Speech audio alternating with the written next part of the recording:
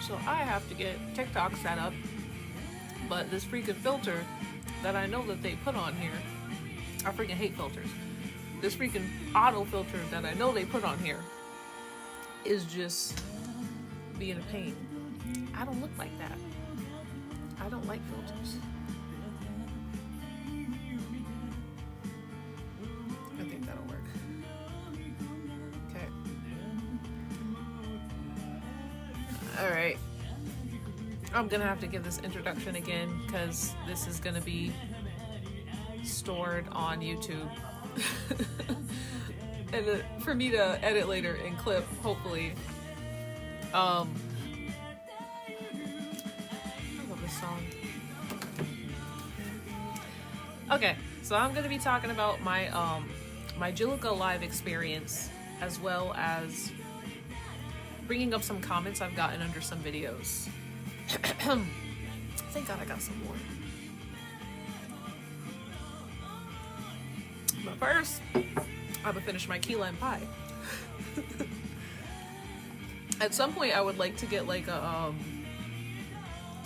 starting soon screen or something like that. I mean, I gotta pay for it on StreamYard, but I don't know how I would navigate that on TikTok. I guess I could just pay for StreamYard so I could like dual stream on both YouTube and TikTok, but that just costs money, and I'm tired of spending money. First is money on Canva, then it's money on my video editing software, and then it's money on, what else do I spend money on? Patreon, although I feel like ASMR is a luxury expense, so that's just me being me, but I'm just tired of paying for stuff. But I might have to pay out of pocket for StreamYard because I don't mind how janky, no offense to anybody who comments, I don't mind how janky the YouTube setup looks. It doesn't bother me, but like a waiting or a countdown screen while I play music and like chill would be nice. I don't know how that would work on TikTok, but this is really, see, this is ghetto. I got the camera over here. It keeps sharpening in and out. I don't know why it's doing that. And then I got the YouTube, my tablet here for YouTube, and it's just, it's a whole event. But yeah, I'm gonna talk about Jiluka, how the concert was for me at least, and a couple comments I got under a couple YouTube videos that I'd like to discuss a little bit more thoroughly, all Visual K related, of course. I printed them out because there's no way I would remember all of it. Let me first check to make sure chat is enabled on here. Oh, I think I have it turned off.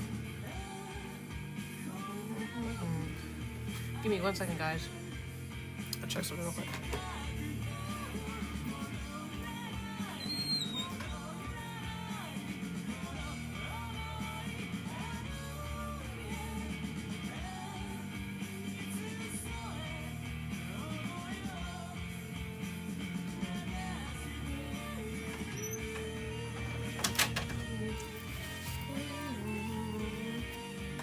Anyways, I might just have to go ahead and pay for like the streaming software, so I don't gotta do all this because there's a lot going on. You guys can't see it, but there's a lot going on. I love my my tablet for streaming. It's just, it runs out of battery so freaking fast, and I like streaming on TikTok more than anything, but obviously you can't save videos. But yeah, I'll get started in a couple minutes. I'm gonna finish my pie though. You know, I was thinking about Clearville, which is a band that sings this song. It was like one of the bands I reviewed on my YouTube channel around when I first started talking about Visual K stuff. And I still think it's one of the better bands I reviewed. Or this song is one of the best songs I ever found as a result from like reviewing them. And I'd always seen them around. I wish I would have gotten to them sooner, but I found them later, which there's nothing wrong with that. I'm in the process of making a YouTube playlist because somebody was just like, hey, can you give me your Spotify playlist? But since it's connected to my real name, I was like, I don't know about that. But I'm making like an alphabetized Visual K playlist to share with people. No. Can I go waffle? And it's going to take a while to build. I think I might share it before I finish. But we'll see. We'll see. I make plans to do a lot of things and they just never happen. I'm trying to work on that. 2026. See, I'm even forgetting what year it is. 2026. I'm trying to do more, but it's just like, bro, it's hard working and like parenting and then school. It's a lot. And I have so many things I want to do. I just haven't, like today I wrote, not today. Over the past couple months, I've been working on a video about Jiluka. Basically, I want to talk about why I feel like they're popular. But God knows when that's going to get filmed. So, we'll see. Maybe in 2027, I'll be a little bit better about things. I'm almost done, guys.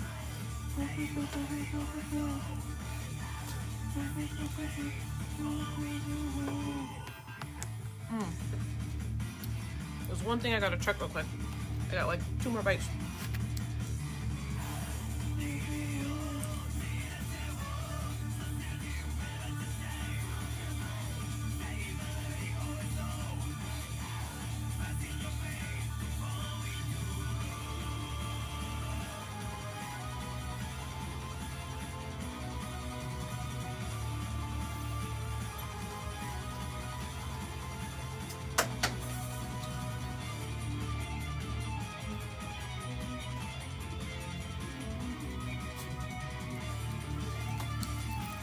Also, if my mic goes off, I have a mic.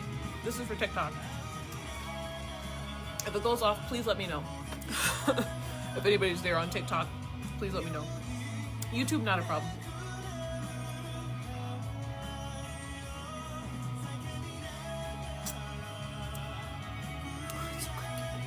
I gotta get the taste of lime off my tongue.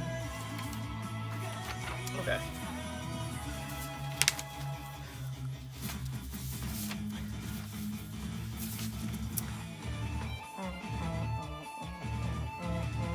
I do have to turn this off because I will sing. And nobody's trying to hear that. Let's see what music will not get my video taken down off YouTube.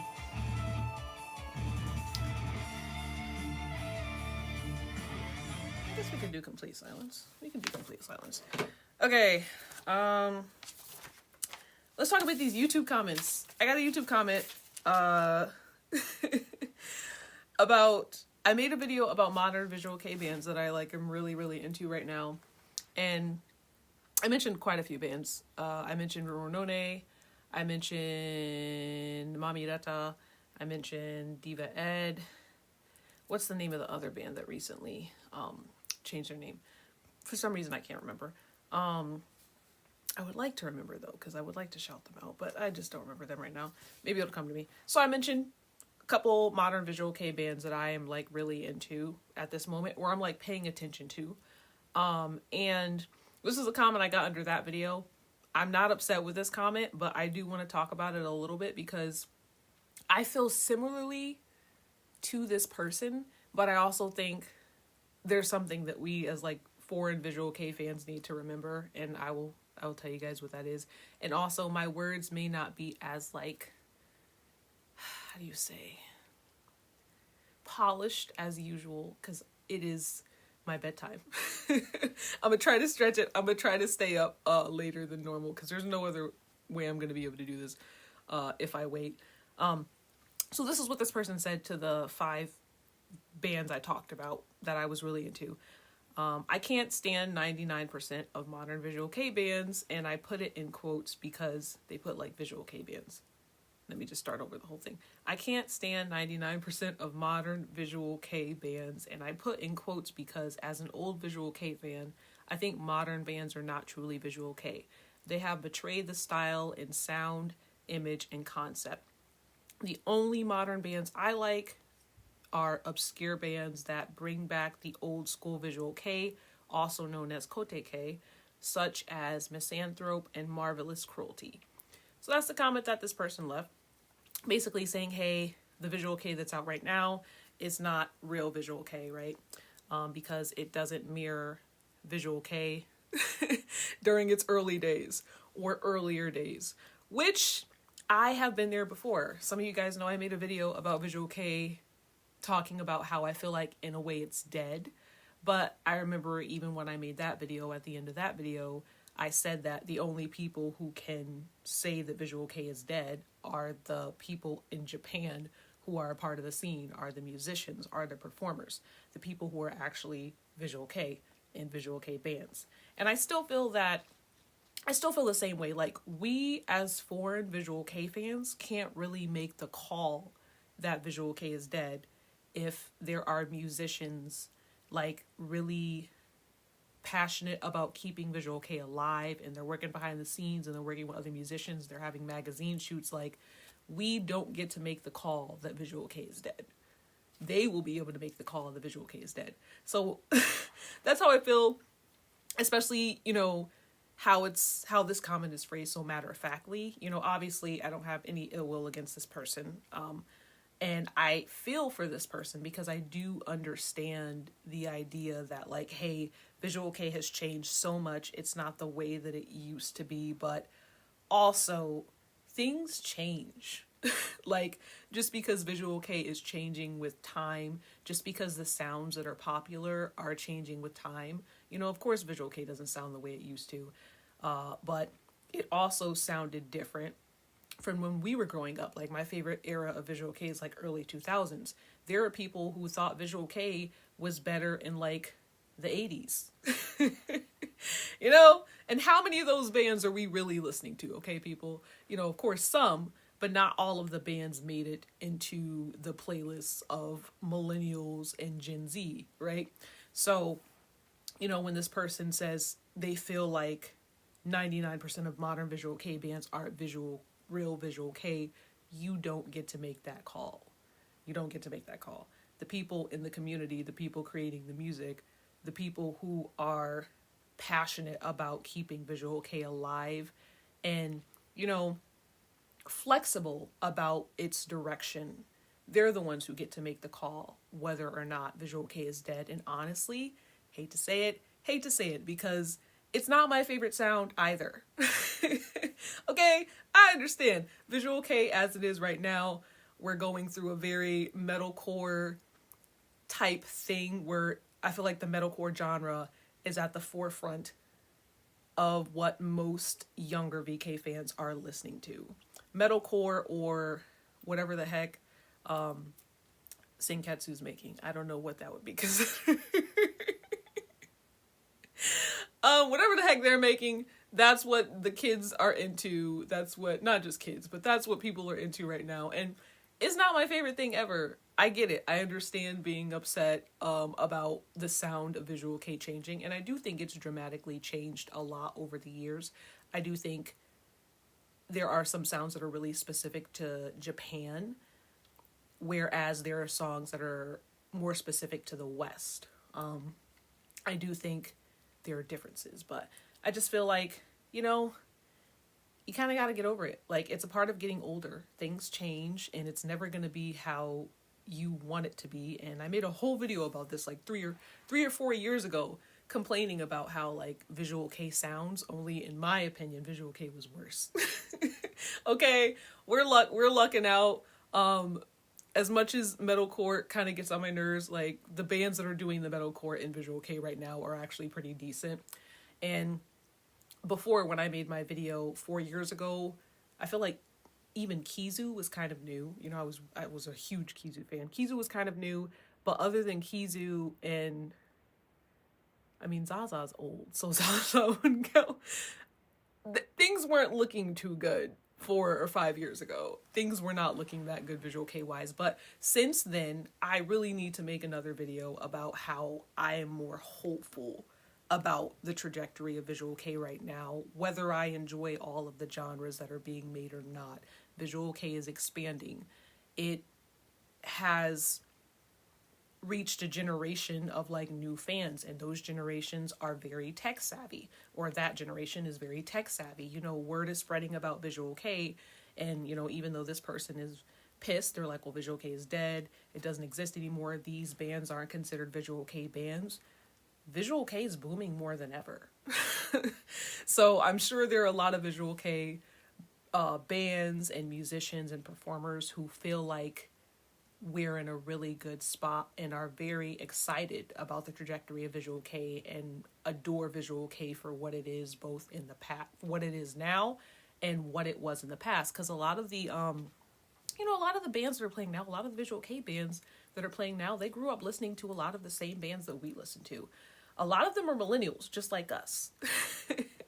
So I don't know. I do understand being upset and disillusioned. Like I said, I made a whole video about being pissed about it, but eventually you have to get over it. Times change, things transform, and I don't mind people complaining about it, but to say like they're not real visual K bands because the sound has changed, the style has changed, the concept has changed, all those things are going to be flexible over time. There's nothing you can do about it.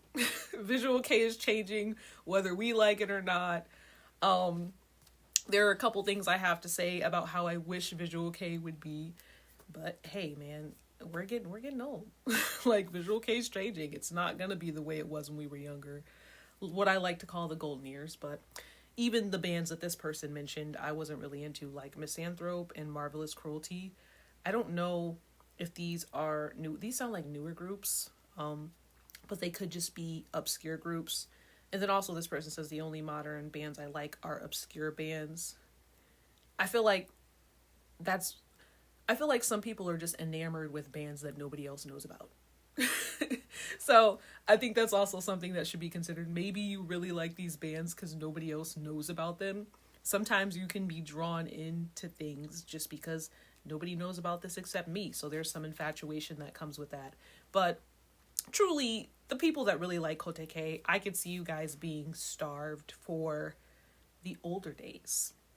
Especially if like Kote K is like your thing and really does it for you. I could see somebody being like very upset about what direction visual K is headed into now. I especially feel like, you know, the style has changed, and I also think there's more of a shift as far as groups getting into that habit of like starting off very visual K, blowing up and dying down their style to appeal to a Western audience. I do think a lot of visual K bands will be more thoughtful about ways to appeal to Western audiences despite being visual K. So if they have to sacrifice some of the visuals and maybe not be as weird, I do think they're willing to make that change for the fame. Absolutely. But I have a soft spot when it comes to musicians and performers and artists. Like, part of me is like, you know, do what you gotta do to make your money. You're the one in the scene, you're the one communicating with all of these other VK bandmen in the same group that you are. As long as you're in community with other visual K people and you're branding yourself as a visual K person, like, do what you gotta do, man. I'm just happy these bands are getting recognition.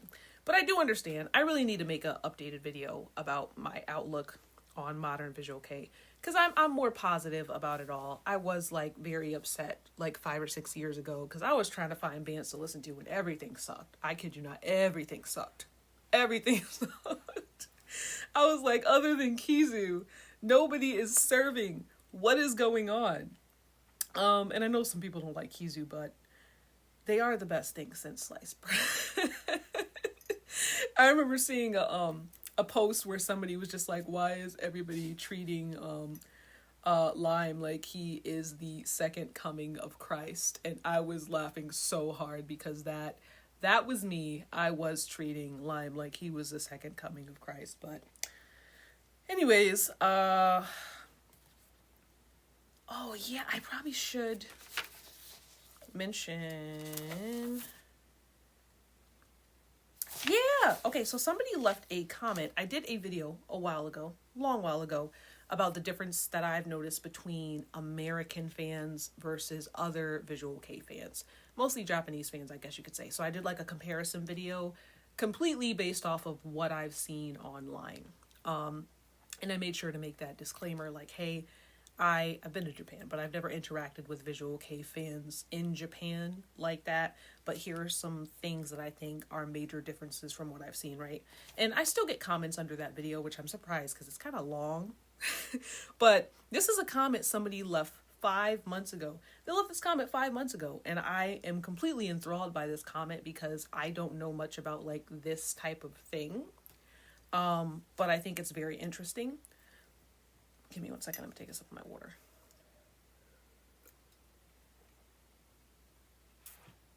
I love water so much. Okay, so this is Magical Star.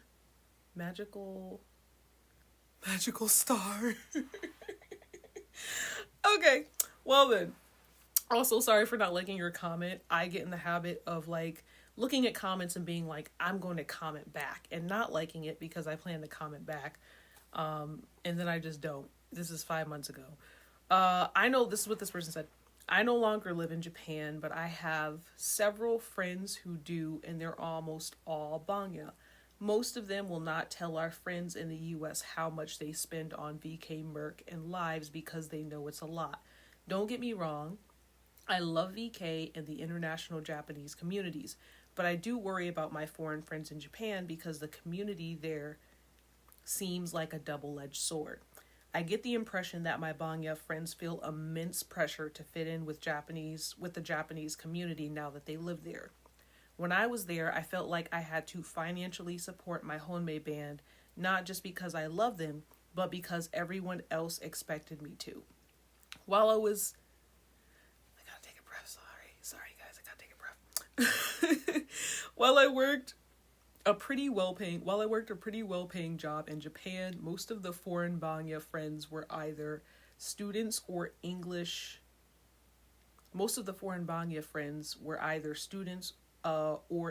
teachers that couldn't really afford to spend around $300 to $500 per month on lives and official merc, but they did it because of the pressure to be a good fan. Japan is really a lonely society, but especially for foreigners living in remote areas. For my friends working as English teachers in remote areas, the Japanese community helps with that loneliness.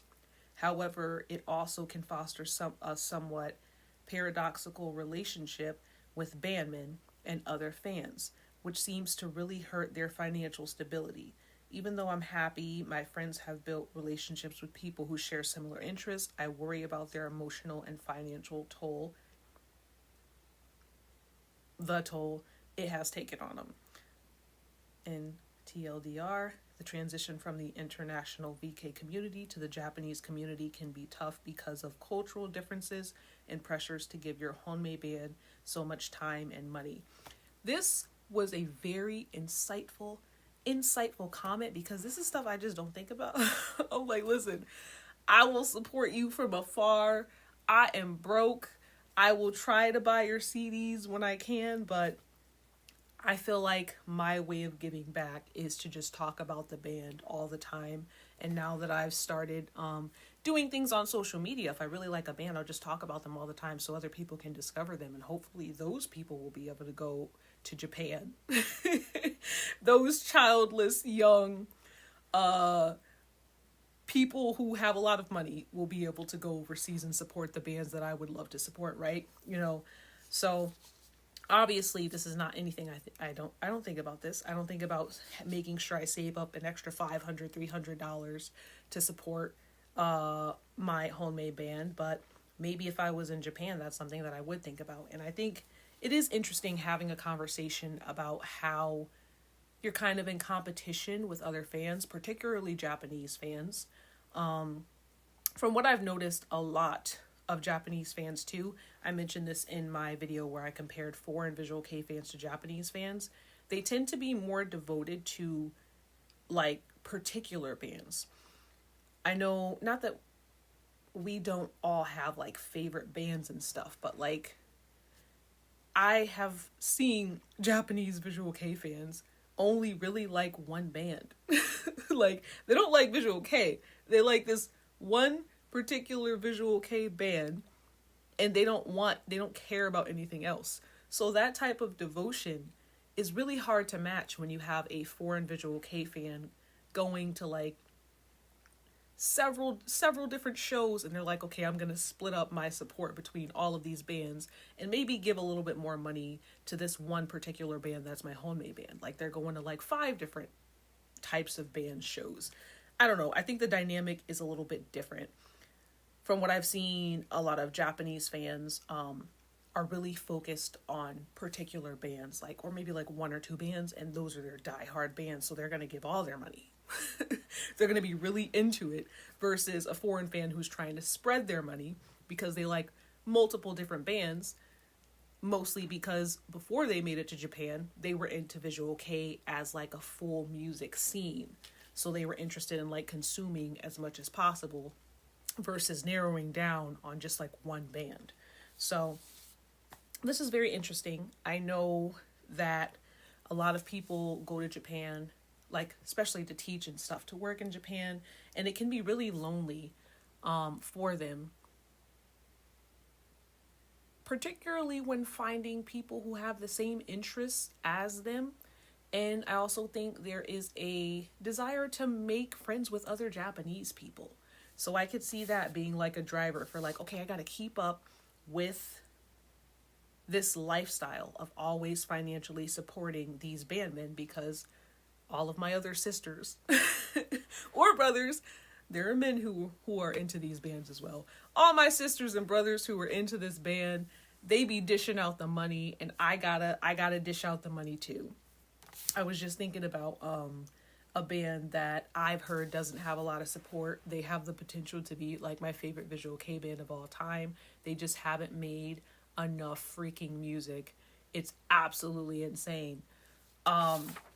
And I was thinking, man, I really wish I could go over there and support them, because apparently their shows are quite small. I don't know if they have any one-mans ever. Somebody messaged me about the band that I'm talking about, and they were like, yeah, man, I felt bad, so I bought an album or like a single from them because I felt bad because they weren't making any sales. And I'm like, damn, why can't I would go over there and I would support you? I would be your biggest fan. I would give you all my money if I could. I had that thought in my head a couple days ago when I got that comment under one of my videos. I'm actually about to read that one because it is a band that I want to talk about. But yeah, I just thought that was really insightful. Like, I've never heard anybody talk about like the expectations that are on Bangya, especially foreign Bangya. What is it, Gaijin? Is it Gaijin Bangya? I don't know. I don't think I've ever put any thought into the pressure that a lot of foreign Bangya have to compete and keep up with taking care of their homemade band. Because these finances are taking care of them, which is a dynamic that I like. I like that dynamic. I don't think there's anything wrong. I hate a starving artist, okay? I feel like if you're making money, making music, if you're making music, if you're making art, if you're making anything, like, you deserve to have money in order to live your dream and keep creating music for all of us to listen to. But sometimes people are broke, man. Or sometimes people are living paycheck to paycheck. And people have paid for community before. Paying for community is actually way more common than you would think. So it's interesting. I wouldn't say I'm surprised, but I think it's very interesting to have a conversation. It would be interesting to have a conversation about the pressures that Bangya feel to keep up. I love your videos. I'm surprised no one else is here, bro. It's like, what? It's 11:12 and it's on a weekday, so it's okay. I have YouTube. Did I go to the Jiluka concert? Yes, which I am going to talk about my Jiluka concert experience. I'm going to take clips of this because this comment's on TikTok. I'm going to take clips from this live if you decide to leave, which is fine because this is going to be a long live. I'm going to take clips about the experience and put it on TikTok. So no worries if for any reason you have to leave or go, because this is going to be long. And I'm probably going to be long-winded because it's past my bedtime. I get really long-winded when I'm tired. But thank you, Fizzy Lemon. Oh, that's such a cute name. Thank you, Fizzy Lemon, for saying hello. And I'm glad you like my videos. You guys make me so happy. You're like, oh, I like your videos. I'm like, oh. Okay. So Deva Ed. Please, people. This is the band that I was talking about. Deva Ed. I talk about them in like the modern visual K bands. I think I named 5 of them. The 5 modern visual K bands that I'm most interested in that have my attention. Deva Ed, they have the potential. They have the potential to be my favorite visual K band. Period. Period. I would say right now, I keep like a solid 5 in rotation. But I would not need to keep a solid 5 in rotation, besides my favorite band of all time. They don't count. Rien Todo On Soy. Favorite band of all time. They don't count. Besides Rien Todo On Soy, I've loved them since I was like a little kid. So they don't count. I keep 5 favorite bands that are still making music today in rotation, right? But if Deva Ed made more music, if this band Deva Ed made more music, they would be my favorite band. I would not happily, neutrally discard the other 5, and I would talk about them all the time. But they don't have enough music. That's how frustrated I am about this. So Deva Ed, Devaed. Check them out. I'm going to read 2 comments that I got about them. One was under the 5 modern band video that I made on YouTube. Somebody said, holy crap, you were not exaggerating about Deva Ed. This music is heavenly. See what this person said? That's why you guys should go check them out. Go check out Deva Ed right now. I feel like it's one of those things you either hate it or like it. That genre is usually like a hate or like type thing. But please check out Deva Ed. I'm begging you. I'm begging you. In this comment, which is severely more depressing, not uplifting at all, kind of sad. I'll read it in a minute. I'm getting excited. Really excited talking about them. And I guess congested. I don't know why. This person says, this is on TikTok, by the way. I think Deva Ed is only a passion project. But I might be wrong. When I saw them last year, they only had a couple of gyas. Granted, the live I saw them was in Tokyo, and apparently they have more gyas in Osaka. And they weren't able to sell much at that live to the point where I felt bad and I got one of the singles they were selling. Do you see that? They're gonna break up. I am so sad. Barely selling singles? Are you kidding me? So yeah, my potentially favorite visual K band of the modern days can't even manage to sell singles. And they haven't made a full album. I've been begging for a full album, but they haven't made one, and now I know why. I didn't have that inside information. So that changes my hopes. Like I had a lot of hopes. I had high hopes that they were doing well in Japan, but I always have to remember that anytime I feel like a band is doing really well in Japan, they're usually not. I'm like, oh yeah, the Japanese people are gonna love this, and then bam, empty shows in Tokyo. You know how many people are in Tokyo? Empty show. So yeah, Deva Ed barely has any gals that go to their lives in Tokyo. But you know what? Maybe they're just not that great live. I'm gonna be hopeful. Because hey, I don't care if you're a terrible live performer, but you make good music. Like the studio album is fire, but maybe your singing is not not on pitch, that's okay, because that's how my favorite band was. Like, Rien Todo on Soy live, I've only watched one video in my 18 or 19 years of being into Visual K. I've only watched one live performance video of my favorite Visual K band of all time, and I said never again after that. I was like, no, thank you, I'm good. I'll just listen to the edited studio mastered version of their music, and I will take that and be content with that, okay? So listen, maybe it's a different experience, Deva Ed performing live, but I do not care. One day I hope that they make an album, and then I'll be able to buy it. And if I was there, this is what I mean, like, okay, so that's how passionate I feel about Deva Ed. Even if they weren't that great live, that's gotta be what it is, because there's no way you listen to that and just be like, you know what, not really into this. I'm just gonna assume they're maybe not that great live. If I was there, I would support them. And I immediately, upon reading that they don't have that many gals at their live, I immediately want to spend my money. So if I'm feeling that emotion while reading this and feeling bad, I can only imagine what it's like to be in Japan and be in the presence of these bands. And, you know, I can only imagine what it feels like to want to support these bands to the point where you're exhausting your money. And this comment made me really sad, because I want this band to be around for a very long time. Like, I want Deva Ed to succeed, because I think they're incredible, and I think the sound that they're making, it really reminds me of my favorite band, to be honest, kinda. I mean, they'll never be them, but it reminds me of my favorite Visual K band, kinda. And I think the genre of music that they're making feels a little bit nostalgic. It just feels nostalgic, so it makes me so sad. But yeah, apparently the band that I am always talking about, hey, this band could be my favorite band if only they made a freaking goddamn album, they're not doing well. They're not doing well live. Their lives are small.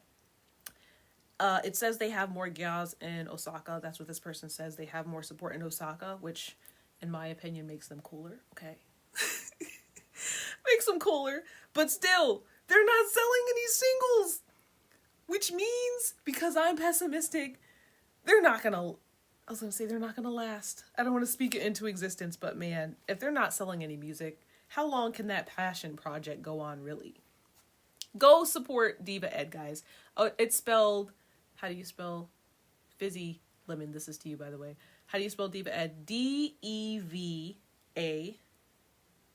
And then there's, the 2 dots. D-E-V-A, and then the 2 dots that are not a semicolon. And then there's E-D. I can't, is it a colon?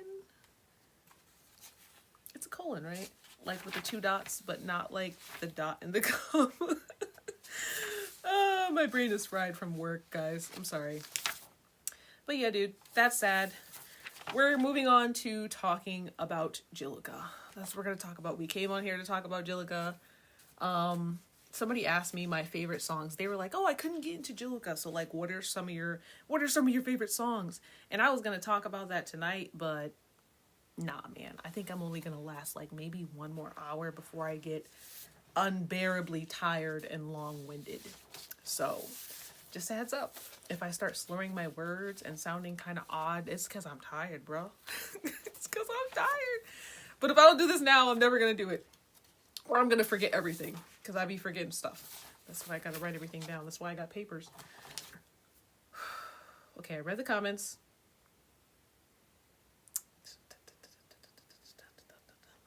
Okay, the good. We're going to talk about the good Jiluka concert. We're going to talk about the good, what word did I use? The mid. The good, the mid, the bad. Jiluka concert. I went to New York. Brooklyn. That's where I was for Jiluka Live. And I was super excited. I got VIP. It was my first VIP experience, which was freaking awesome. It wasn't that expensive either. I pictured in the future, like, if I did VIP for any band, it would be an exorbitant we'll go with that. We'll go with that. I don't know if that's how you pronounce it, but a lot of money. That's what I assume. But it actually was not that bad. And that's because I made a payment plan. I think it was like, what, $100 or like $80 or 60. I don't know. Anyways, this is what I put for the good. The openers were outstanding. There were 2 openers. There was Victims and then TSS. TSS, they were like English and French. Like they were singing in English and French, and I thought they were really, really cool. The aesthetics were also cool. And particularly with TSS, I thought they had 2 really great vocalists. Like sometimes when you get groups that have 2 people doing vocals, sometimes one of those people do not sound as good as the other people, as the other person. You know what I mean? Sometimes you're like, okay, this one person is great, but this other person could really just sit this one out. You know, TSS does not suffer from that. They both singers, I know one of them was doing the screaming. I think both of them screamed at one point. I don't know. Both of them have very nice voices, and they were great. Second band, Victims. Victims was my favorite. I feel like TSS was a lot of people's favorites out of the 2, but for me, Victims was my favorite just because it was more of a genre match. I did have a thought while I was listening to both Victims and TSS. I wonder if like rapcore and like, you know, that type of like rapping metal, I wonder if that's coming back into, I wouldn't say into mainstream, because I wouldn't say it's exactly, yeah, there was a mainstream thing with like rapcore, and like, yeah, there was a mainstream thing with rapcore. There's other rap metal, rapcore. I wonder if that's going to make a comeback, because that's kind of like the vibe that both bands were giving. Of course, in some cases it was more metal than it was like, like rapcore. I would say it was more rap metal, but it made me wonder if that's coming back, because, you know, things start at a smaller level. Obviously a lot of rock genres are going to be underground. There's going to be a variety of different things playing, but when it comes to what comes into the mainstream, stuff kind of builds into the point where more people get into it, and then bam, it's out in the forefront and it's like mainstream. So I kind of wonder if we're going to circle back into rap metal. I wonder, because both groups were rapping. Yeah, both groups were great. I bought a hat from Victims. Do I have that? I don't know where I put that. I don't know where I put that hat, but I wanted to buy a shirt for Victims in particular, but I need something that I can wear to work, and I work at a school, and they had guns, they had knives. Like, there was one shirt I was looking at for Victims, and I was like, oh, that's nice. And as soon as he turned it around, it was like a rifle. I was like, oh. And he was like, you can't wear that to school, huh? I was like, no, can't wear that to school. Because I like wearing my tees. I like wearing my big tees to the school that I work at. But absolutely not. So I just got a hat and I called it a day. Any other comments about the bands? Oh, heavy stage presence. For Victims, I know being a performer, like when you're in a band and nobody's there to see you, like that ish is depressing. It makes me feel bad. I'm not performing, but I feel bad, okay? Because people will just stare at you. You know, the etiquette has changed. I think it's way worse now. People will legit stare at you and not clap, not head bob, not headbang, not do anything. So stage presence, I feel like, is much harder to muster when everybody's staring at you and you know everybody wants you to get off a stage and they want the main act to get on, right? So I commend both groups for performing. I feel like we had a tougher crowd. It's not the worst crowd, but we had a tougher crowd than some other crowds I've been in during opening band performances. But between Victims and TSS, although I feel like TSS did really well, Victims had some pretty good stage presence. Like, the vocalist was very like commanding of the audience, and they just performed so well. I can't wait to upload some videos on my Instagram. I really, really enjoyed Victims. Yeah. Oh, also I love seeing women on drums. Because the drummer was I think she was a bleach. Her hair was like bleach blonde. Yeah, she was gorgeous. Just women on drums are amazing. And I could see myself going to a show just to see Victims alone. Like, that's how enamored I was with them. But a lot of people really like TSS more. That was more of a genre match. Victims was just freaking awesome. Victims was awesome. I had such a good time with that band. Okay, the good, more of the good. Chatting about visual K bands. So when I got there, I did not know what to expect, but a lot of people did recognize who I was, and I was very shy about it, but I was also very happy because that turned out to be like the highlight of the concert. As some of you guys know, because I made quite a few videos about it, the concert, this was my worst concert experience I've ever had. Not because of the band. Jiluka was fantastic, right? But the people, particularly the section that I was in, was absolutely horrid. The people in the section that I was in ruined most of the concert for me up until a point where I just had to disassociate and focus on myself.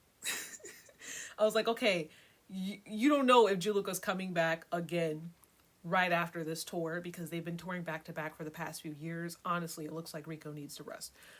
So you don't know if they're going to be back. So despite everybody doing what they're doing, you need to just envelop yourself in the experience. And eventually when I switched my mindset to that, I had a better time. But this was hands down my worst concert experience I've ever had. Usually it's fantastic. And one of the reasons why it was better, the good part of the whole experience, was just because people came up and said hi. You know, there was one person that I talked to. They were talking about how they frequently made trips to Japan. Like, they would work, save up money, fly to California, then fly to Japan and go to lives. Unfortunately, I don't remember people's names, so I'm so sorry. If you're here and listening to this and you're like, that's me, I can't wait till she shouts me out and says my name. I don't remember, because I don't really remember people's names very well until like I hang out with them often. I'm sorry. But I met some incredible people. And, you know, there were people who were really shy, but they still said hi, and I was shy and they were shy, and it all worked out. It was beautiful. There was another person that I hung out with as soon as I chose my spot. You know, we did VIP. I chose my spot. I got in a chat with 2 other fans, and they just, honestly, they made my entire night. We talked about all kinds of stuff. We talked about like K-pop, concerts, their favorite VK bands, which is so funny. One of the people I was talking to, of the 2, they were like, "Oh yeah, I like it may be a little controversial, but I like Senketsu." Senketsu was like their favorite their favorite band, which is hilarious because that's the one that I avoid talking about them because I'm so tired of seeing them. So they're just like, "Yeah, I just love this and this about them," and I was like, well, I like you. Like, in my brain, I was like, well, I like you, so I'm going to support your decision to really be into this group. But for me, can't stand them. But I had a great chat with 2 individuals in particular in my section, and we checked in with each other, you know, during the concert, during the pushing, during all the shenanigans that happen at, like, metal concerts, and things went really well at the end of the concert. We took a picture together. I'll have it posted on my Instagram. If you're here and you're sad that I don't remember your name, I'm sorry. But yeah, the people honestly made everything worth it. And at some point when I start going to Visual K concerts more frequently, hopefully more Visual K bands will start coming here, right? I would like to start setting up meetups. I know a while back I had the idea of setting up meetups, but I don't think I was like ready mentally to deal with it. But I would like to, you know, I have to navigate how I would go about it because I do think, I mean, I'm old and I know a lot of people who follow me are minors. And I think when you get mixed spaces with adults and minors, things can get a little weird. So I don't know how I would navigate that particular thing. Like if it'd be like, hey, you have to be 18 or older to come to like a meetup before a concert or after a concert, or lunch before or after a concert. I don't know how I would navigate that, but it's something I'm working on. I think we should have like more group meets, especially for first time concert goers. But at the same time, a lot of first time concert goers are minors, and you know, you got to be careful about that type of thing. So I don't know. That's something I'd like to start doing. But first I needed to see if I was capable of talking to people who are complete strangers. You know, I'm good at talking to people, but sometimes I forget that. So when I'm in the situation, I'm like shy, but I am able to communicate effectively. So I need to just depend on myself more in that area. It's like, Savette, you're good at talking to people. You're just shy getting up into that point. So yeah, shout out to all the people who said hi to me. Thank you so much. It made me feel great, honestly. If you said hi to me, you were the best part of the whole night. You were the best part of the whole night. So yeah, thank you for that. This is the mid. Now, some people may disagree with me on this. If you have been to... Wait, let me catch up to my comments. I'm sorry. This is TikTok. Have I missed anything? I didn't know them before, but I fell in love with TSS's vocals. Yes, they have... I feel like they had really nice vocals. Baladida live, amazing. Chef's kiss. Matter of fact, the crowd didn't have enough energy in my section. I was so pissed off. I know I just transitioned from talking about TSS to Jiluka's Baladida song, but that song, Chef's Kiss. That's one of the best songs they've ever made. I feel like the crowd wasn't hyped enough in my section, but I'll talk about my section in a minute. Anyways, the mid. This is what I wrote. I still feel the same way. I put, Rico seemed a little bit exhausted. I know they've been touring repetitively, so maybe that's why, but Jiluka's previous performance was better. That's what I put fresh out of the concert, but there is a chance, like I feel like when you have a crowd that is maybe not as impressive as other crowds that you've been amongst at different locations, I feel like it's a feedback loop. Like if the energy that the crowd is giving is a little odd, maybe you don't have as much energy as a performer. But I think this is hard to explain to people who didn't go to the first show. Because when I went to the first show, like the first show that I saw them, same location, same town at least, different venue, right? Rico's energy was insane. But this concert, the energy wasn't the same. He was amazing. The band was great, but the energy was just not the same. And I do understand that he kind of had to come over to our section and kind of navigate that situation because people were arguing, fighting, and cursing each other out. And there was a point where he was singing and performing, but he came over and it seemed like he was trying to get the focus from the crowd onto him. So when you're navigating that type of situation, it can be kind of annoying. You still got to perform, you still got to do your thing, but when you look down in the crowd, you see people facing each other and cursing each other out. You know, so it could be a mix of many different things, but for me personally, I feel like they've just been touring so much. Either they're exhausted and they need some rest, or maybe it was the energy from the crowd that made it to where Rico wasn't similar to how he was when he first performed. And I want to choose my words carefully because I feel like a lot of people, especially if this is your first time seeing Jiluka, you're going to be like, oh my God, what are you talking about? He was freaking fantastic. But that first show, like, it was insane. Like, I feel like I fell in love. That was the show that made Rico become like my homemate. Like he's freaking amazing, and he's still amazing, right? But I do wonder about the details of why that show felt a little bit more off. And it could be the crowd, because people were cursing each other out. People were like throwing fits. It was insane. A lot of people were fighting at the concert. And, you know, I can only imagine, you know, you're in the front row, you're against the barricade, and you're performing, and you look down and you see people turning toward each other, or other people who are supposed to be looking at you facing other people because they're fighting. I can only imagine. That's like freaking annoying. 31 new messages. What could you possibly be messaging me?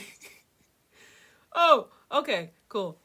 I went last year to their show and it was one of the best shows. Oh my god, yeah, the very first show. Oh my god, the last show was spectacular, and Rico was completely magnetic. But again, I am considering factors such as it wasn't the best. A lot of people were fighting, and I feel like that takes energy from performing, right? And then also, they've been touring so frequently that they need to rest. So it could be a combination of those two. I realized he was tired at the concert I went to, and I felt a little bad. Yeah, and also, Rico's vocals also were not what they were when I saw them the first time. And I genuinely think it wants me to drag a puzzle piece to keep streaming. So let me do that. Rico's vocals were a little off, and I do think that adds a point to him being tired and them needing some rest. They need to rest. So I hope after this tour they get the rest that they need. But yeah, that's what I put for the mid. The mid part of the concert was the fact that I felt like the performance was good, but it did not live up to the first performance. So yeah. And I feel bad saying that because I really, really like them. But I gotta be honest, the first performance just blew me away. This performance, there was just so much going on. Okay, the bad. Guys, okay, there were these two girls in the crowd next to me, and they were just getting in fights with everybody, every single person. They were getting in fights, turning around, cursing out. Like, people were pushing. They're in the front, right? We're all in the front section. We're right in front of Senna. Obviously, when people start moshing, you're going to feel the pressure of the mosh. They're lucky that the mosh didn't start at the front of the barricade, because usually a lot of times the moshing starts at the front, like closer to the band, right? So the moshing starts behind us. Obviously, we get pushed because people are trying to avoid the pit. Nobody wants to be in the pit, which is understandable, right? I'm not a pit person. Completely understand. But they start freaking out. One particular girl of the two freaking out, like emotional breakdown, freaking out. And instead of relocating, she decides to make her freak out everybody else's problem. And that's my thing that I don't like. Like, okay, you don't like being pushed up against people, like, can't breathe, can't do this, can't do that. There's even cases where you may not be able to move. But this was a case where these people had multiple opportunities to relocate, but they didn't want to lose their spot. And that's the point where you become an annoyance. You can have a great time at a metal concert, even if you don't like moshing, even if you don't like being squished up against people. You just got to be willing to lose your spot. And this person was very, very passionate about keeping their spot, but they decided to make their emotional whatever the heck that they were going through with people touching them and people pressing up against them everybody else's problem, to the point where they got on the floor and started, like, there was a step where people were stepping onto. Like, you step on the step, it's right in front of the stage. You step on the step and, like, you're at the very front row of the band. She started pushing her feet against the steps back against the crowd. They're supposed to be stepping here, right? Right? Okay. Crowd starts to push. She decides to slant her body and push back against the people, like, that are pushing. And obviously it's causing a disturbance, because you're talking about people who are not pushing you on purpose. They're literally being pushed by the force of the monsters, right? But you decide to fall back into people who are being pushed up and, like, have a whole freak out. It was absolutely unnecessary. And I was like, girl, if you don't get yourself to the back, it was insane. It was insane. And it just, every single person that, like, so much is, like, touch them, like immediately they had a problem, like turning around, yelling at people. There was one girl who came up, she broke her glasses and she needed to hand her glasses to her sister or something. So her sister's like over here and she's over here. She manages to push up. She ends up behind the girls I was just talking about. And she's like, is there any way I need to get to my sister with these glasses? And I was like, well, I got long arms. I can just take your glasses, like, you know, take your glasses in this hand and then hand it over to your sister. I got really long arms. So I was like, I can make that happen. So we hand over the glasses. We, you know, get the sister's attention and everything. And the girl who just pushed her way up there, you know, she's already up there. So she's just chilling. And then the two girls that I was talking about, they turn around and they tell her that you need to go back because now this area is tight. This area that you just came up to, you need to go back to where you came from. Mind you, this girl's behind them. Yes, she has made the area a little bit tighter by coming up, but it's a metal concert. Like, it's a concert and you're at the front row. People are going to come up. Things are going to get tight. And it's okay because people eventually, most of the times, things tighten up and then they kind of release. Things tighten up and they kind of release. It just depends on what's going on, right? Sometimes people get annoyed and like claustrophobic and they leave. That's why a lot of times things will release because people are leaving. They're like, okay, I can't be up here and I'm bumping shoulders with people and I just can't do this, right? Also, Fizzy Lemon, have a good night. I'm gonna sleep right now. Stay safe. You're my favorite person for Visual KVD. Oh, don't say that. Oh, thank you. I really appreciate it. So yeah, they turn around, they tell her, they start yelling at her in the middle of the performance. All of this stuff is happening. The cursing out people, the yelling at people, the freaking out whenever moshing is happening and we're feeling like the pressure of the moshing. They're doing all of this while bands are performing. Attracting all this attention, causing all these problems when bands are in the middle of performing. You're distracting the band. You think they can't look out and see you in the front row causing trouble and turning around and cursing people out and yelling at people? Absolutely insane. All next to me.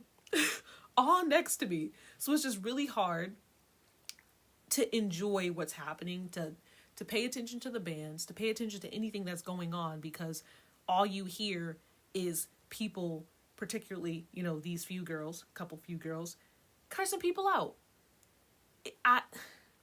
While bands are performing is insane. Like, there's nothing in your head that says, hey, maybe I need to chill, at least until a song's over. None of that. The most obnoxious group of girls ever. Yeah, so I put that here, the bad. The specific cluster of girls were fighting with everyone and cursing people out during the show in the middle of the band performing. So that took away from the concert experience because it's just, you're in the front, the band can't see you. The band can hear you. People were looking over. Literally at one point, everybody was looking in the direction of like the crowd. You know, the girls were cursing somebody else out. I don't know who they were cursing out because they'd been doing it the entire show. And everybody's looking at you and focusing on you when people should be focusing on the band. And I imagine they're already tired because they've done a couple like lives already. It's like, what are you doing? Not only are you doing too much, you're ruining the experience for people who are here for the first time. They're here seeing this band for the first time. And you can't just chill and relax over these like really common metal concert experiences. And these girls are like decked out and like, you know, they look very J fashion inspired. So I'm thinking, okay, concert etiquette. At the very least, you know not to behave like an absolute idiot. You know, the assumption is that they've been to concerts before, but I could be wrong. They were awful, just awful. And that's why I mentioned earlier, like, there was a point, somebody else said it too under one of my videos where I was talking about the concert. There was a point where like Rico came over to our section And it seemed like he was there to try to redirect whatever the heck was happening to the band. Like, hey, we're performing, you know, look at us. Just don't. It was insane. It was absolutely insane. And then at one point, you know, I just got to the point. You ever have those moments where you realize you have to be in the moment? I had one of those moments. So I was annoyed with the crowd. I was like, this is hands down the worst concert experience I've ever had. If they don't shut up and start bickering with every person that so much as touches them, we're all being pressed up against. All of us are being squished. I had to take myself out of the situation mentally and just concentrate on the band. I had a moment where I was just like, literally, I don't know if Jiluka will be touring again after this. At least, you know, there was a situation where like the Gazette toured and I saw them and I didn't get VIP and I was like, oh, next time I'll get VIP. And then, you know, you guys know what happened. Rada passed away, right?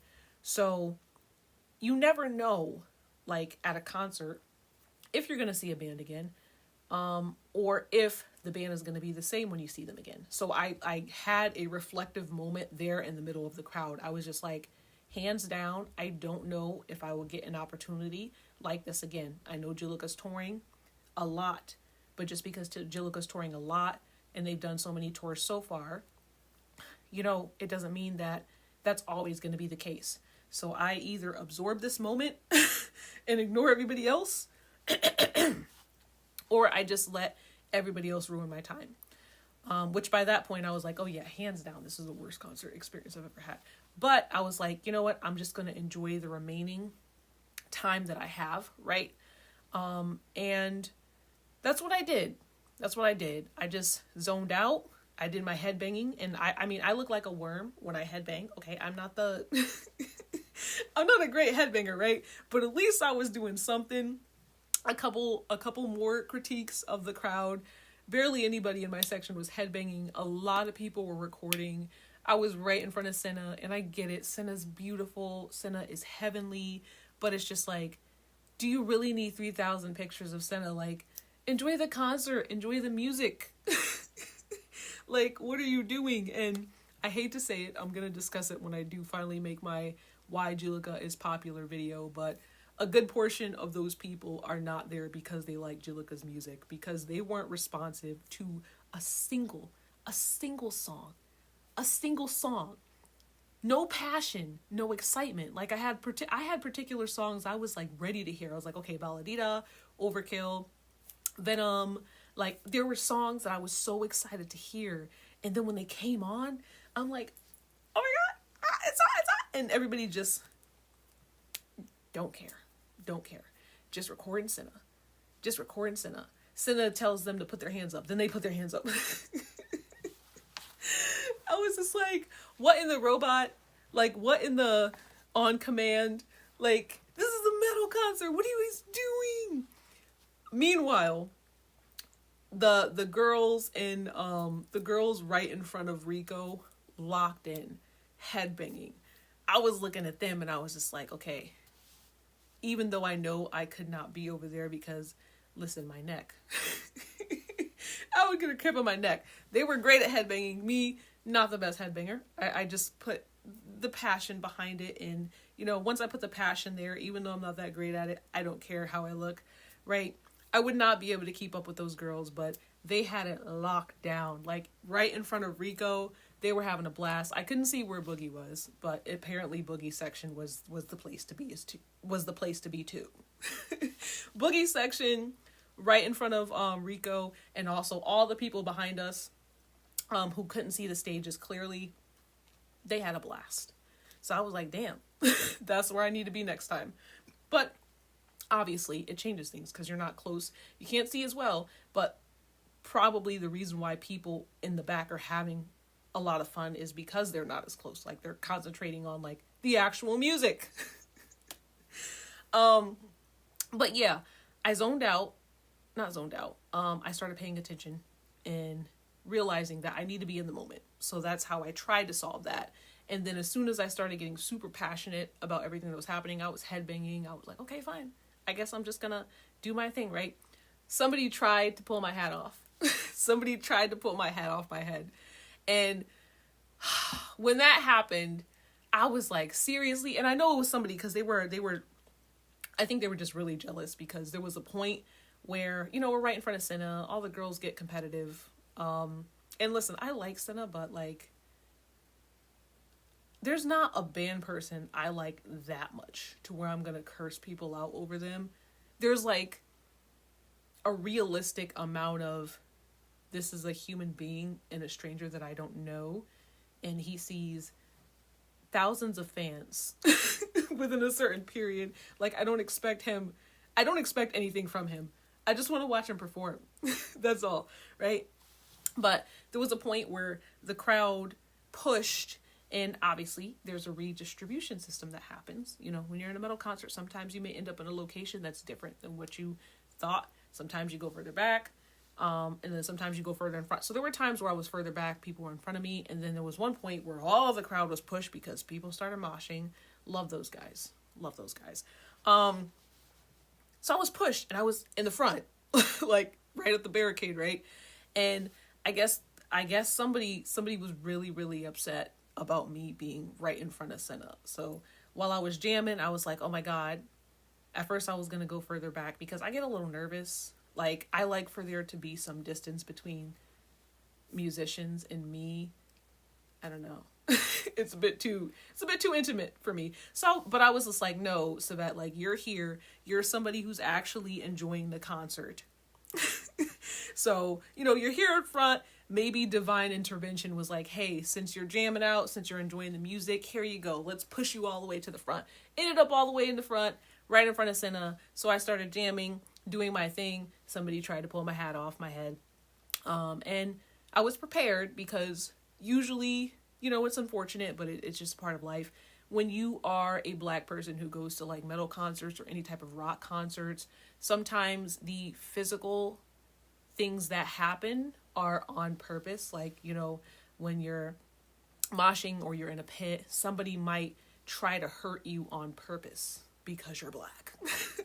I know that may be hard to imagine for some people.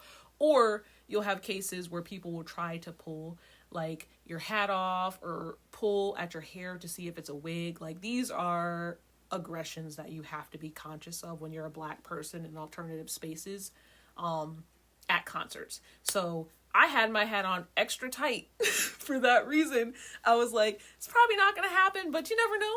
There are racists everywhere. And I was happy because they tried to yank that hat off. I was jamming in the front row right in front of Senna. They tried to yank it off. Thing didn't come off. They got one good swipe in and it didn't come off. So I was happy about that, but I was worried. I was like, oh man, I'm going to have to punch somebody in the throat. I'm going to have to resort to violence. Listen, I'm not a violent person, but you know, I have a lot of pent up aggression that I have yet to release. I promise you that I'm not a fighter at all. I'm a talker, but I do have moments where I'm just like, what if I just released all of this? Like, all of this several years of frustration on like one person. This is something that I would release it for. So somebody trying to like pull or touch me or just do something like just crazy to me in the middle of a concert, I would absolutely punch somebody in the throat for that. So I was waiting. I was like, okay, let's see it. Let's see them try to do that again. But it did not happen. And what I think happened is I think somebody saw them. I would like to think that somebody saw the person try to do that and they told them not to do it. Because it didn't happen again. And usually once there's a failed attempt, people will try to do it again. So I would like to think that somebody in the crowd was just like, hey man, that's not cool. Don't do that. Aww. Your live contains themes that some may find uncomfortable. Oh my God. Well, I guess I deserve that. All right, people, there's a chance that I might have to restart this live because I will not continue with a live restriction. Should I continue anyways? I don't know. How long is it restricted for? Am I just like restricted for, let me see. Restricted for how long? Your live contains live restricted for some audiences. Aw, come on. I might have to get off of here and reboot. So yeah, let me do that. I'm sorry, guys. Some of you guys are probably like, what's going on? I was in your section and I agree. People there were the worst. I'm sorry. I'm so sorry somebody did that to you. Like, what the? Yeah, dude. I was like, this is my safe space.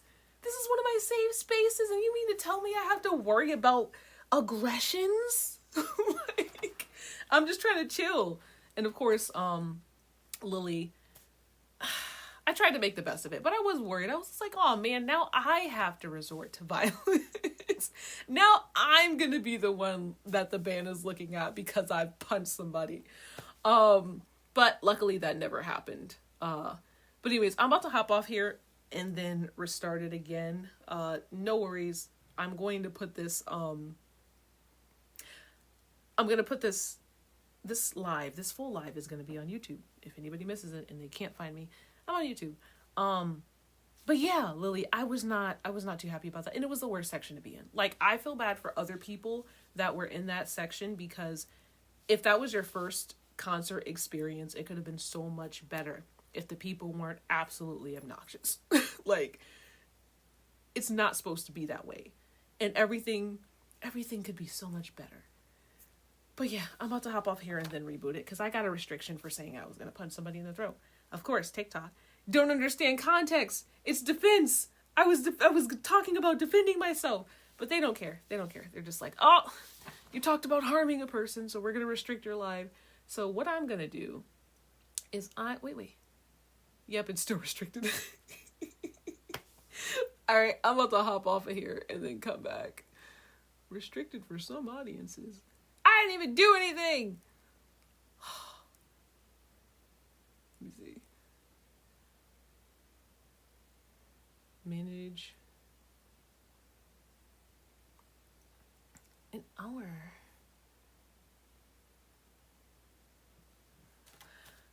Hopefully this TikTok will be nice to me. I don't think YouTube does banning like that. I feel like it was my right to talk about what I possibly could have done to somebody who tried to pull my hat off, but it's just me. That's just me. Okay. Anything else? Oh yeah. Okay. So I'm going to do like a little small crash course because it makes me feel better. On what to expect when you're going to a metal concert, you know, things that are completely normal, so you don't freak out. I don't know if all of you guys have been to Jiluka's, all of you guys are planning to go to a Jiluka live at any point. I think they're still touring. Right? So yeah, Metal 101. I haven't been to every metal show in the world, okay? Most of the metal shows I've seen have been quite small. There's a metal club that opened up like a town over, and I'm like really psyched about that because this area has never really had heavy music shows.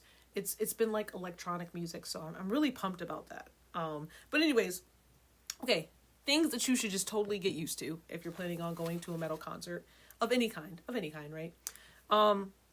You do not get personal space. You do not get a personal space bubble up front. It's gonna be tight. You're at a metal concert. You're gonna be skin to skin, shoulder to shoulder, chest to back. Many times. Many times. If you are having issues, then you need to relocate. Please don't make it everybody else's problem that you're having an issue and you can't stand that people were touching you when you're at the barricade or in front. Just go somewhere else. There are plenty of places behind the crowd that are spacious. But just don't make it everybody's problem. I know there was one girl, which I had a mean moment, and I completely accept that I had a mean moment, but in the moment I was just triggered. I'm just trying to make sure that is a valid excuse, but I'll talk more about whether or not that was a valid excuse or not after. So there was this young girl, she seemed young. She was asking people to get in front of them, and she was trying to push her way up to the front because her friend was there, right? So she's about like the third or fourth person to kind of just push their way up to the front, and she was asking. So she's behind me. The people behind me let her up front, and then by the time she got to me, she was just like, can I get up there? My friend's up there. And I was just like, I just stared at her because I was pissed. You know how annoying it is to be like, okay, front row, VIP, you paid, you know, and obviously paying doesn't guarantee you getting a spot in front of the stage, right? But if you're already there, you're there in front of the stage. You got there first. It is what it is, right? So people pushing in front of you, multiple people pushing in front of you, it's annoying. It's annoying. Like, what? No. Can you your friends up? No, you can't come up here. So I just stared at her, and I had to pause because I do have to take pauses in, like, when I am being mean to people or what can be perceived as mean, I have to do a pause because it's not my normal character. When I have to put my foot down or when I have to confront people, it's almost like I have to take an internal pause. And I was just like, who do you know up here? Who do you know up here? Because I'm tired. People will say, hey, I know a person up there, just so they can go up there. Meanwhile, they don't know a person. Each person, like, maybe they got 4 or 5 people in the group saying they know somebody. Next thing you know, they're pushing past people, and you got a group of people up front that were originally the people that were there, right? Because so many people know someone. So many people are just trying to get, I just am trying to get over there. Like, no.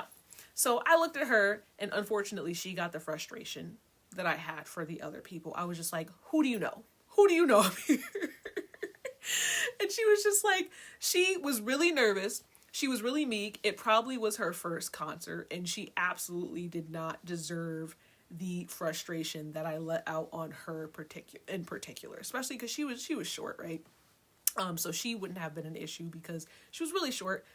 We would have been able to see over her just fine, right? So she started calling for the person, and there was this girl in front of me, and she turned around and kind of like claimed her in a way. She was like, oh yeah, that's so, you know, that's so-and-so. She's like, okay, come on. And the girl, poor girl, she was a little shaky, a little shivery. You know, I could tell she had some anxiety. And we moved so she could get through, right?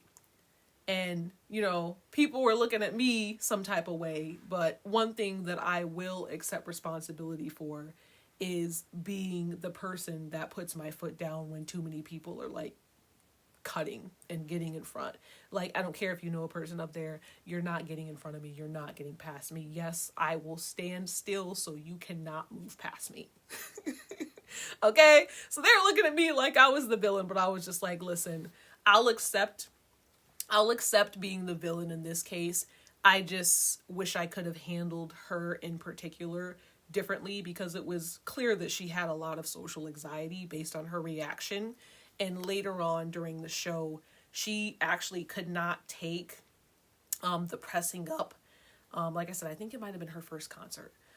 She could not take the pressure of people pressing up, and she like literally sunk to the floor in like a ball. And I think she's like started having like, she might have started having a panic attack and like crying or something. She was doing something, and one of the people that had kept me company during the concert started talking to her and like consoling her, and they eventually took her and they were like, hey, you know, I'm gonna go. She needs to get out of here. So they took her and they aided her out of the front row, and you know, it just resulted in her not being in the front after, because she did leave. So I'm wondering if she had, I didn't see it, but another person I was with was like, yeah, she took a hit of like an inhaler, like right before the concert started. And I was like, ooh, you know, that's not, this is not the place to be. Not the place to be. If you're doing that, honestly, because it's like, it's just very ruthless when you're that close to the stage. So she relocated. She better than the girl who decided to make it everybody else's problem. I don't think the other girl that I talked about earlier in the video had any type of medical conditions, but I'm also not her doctor. Maybe she did. But if you can't handle being in the front, then you need to leave. So yeah, you don't get your own personal space bubble. You know, it is what it is. Spot saving. People lying about knowing someone up front to stay up front. Already covered that. The girl that broke her glasses. This is, again, Metal 101. Things that just, you should not do. You don't do this. Girl who broke her glasses and made it up to where I was, right next to me. If somebody is behind you and you feel like they're too close to you, you don't get to turn around and tell them to go back to their spot that they were just in. They're behind you. They're behind you. They're not in front of you. Like, the entitlement, like, I was so shocked when those girls turned around and looked at this girl and told her she needed to go back where she came from because the space was too tight.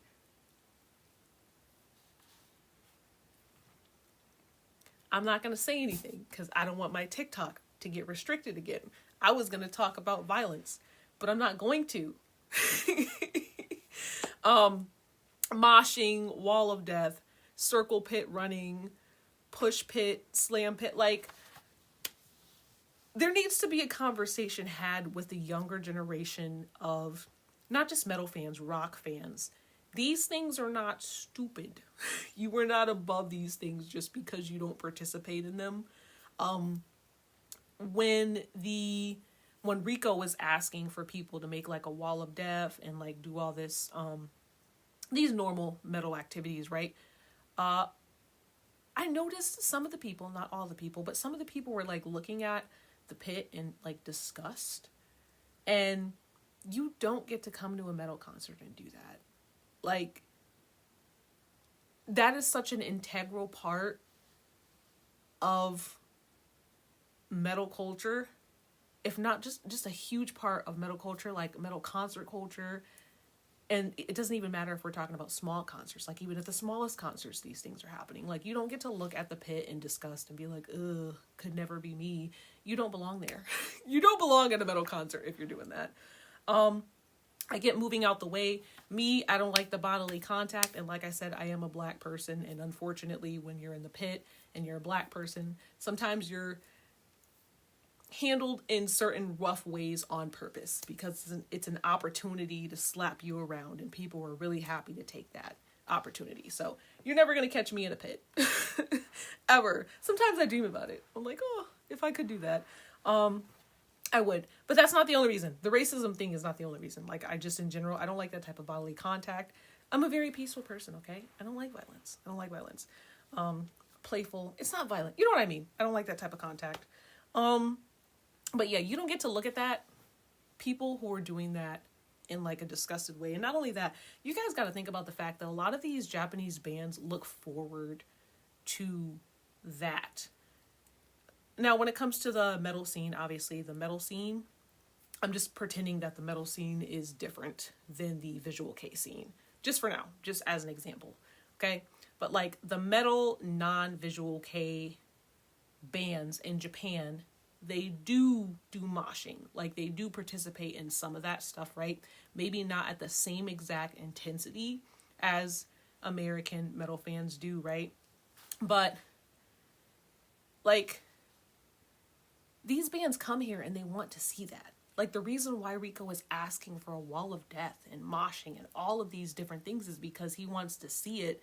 And instead of prioritizing what you want to see and what you want to happen, how about you actually think about what's most exciting for the band? That's my thought process. So even the first time when Rico was like, oh, wall of death, make a wall of death, a lot of us pulled back and we're like, hell no. Oh, absolutely not. First time I went to go see him, I was like, oh, I'm good. You can have that. I'm just going to go to the farthest back that you can possibly. The crowd split. I was like, yep, y'all can have that, right? Even though I was having that feeling, I was just like, I hope you guys, these people, give him the best wall of death that could ever be given, right? Because they look forward to seeing that. Like I said, these people, Rico and the other members, a lot of them are in my age group. They grew up listening to the same music, seeing the same type of like metal acts and concerts and these bands and like the absolute insane crowds, you know, and I'm talking about like bands worldwide. I'm not just talking about like America.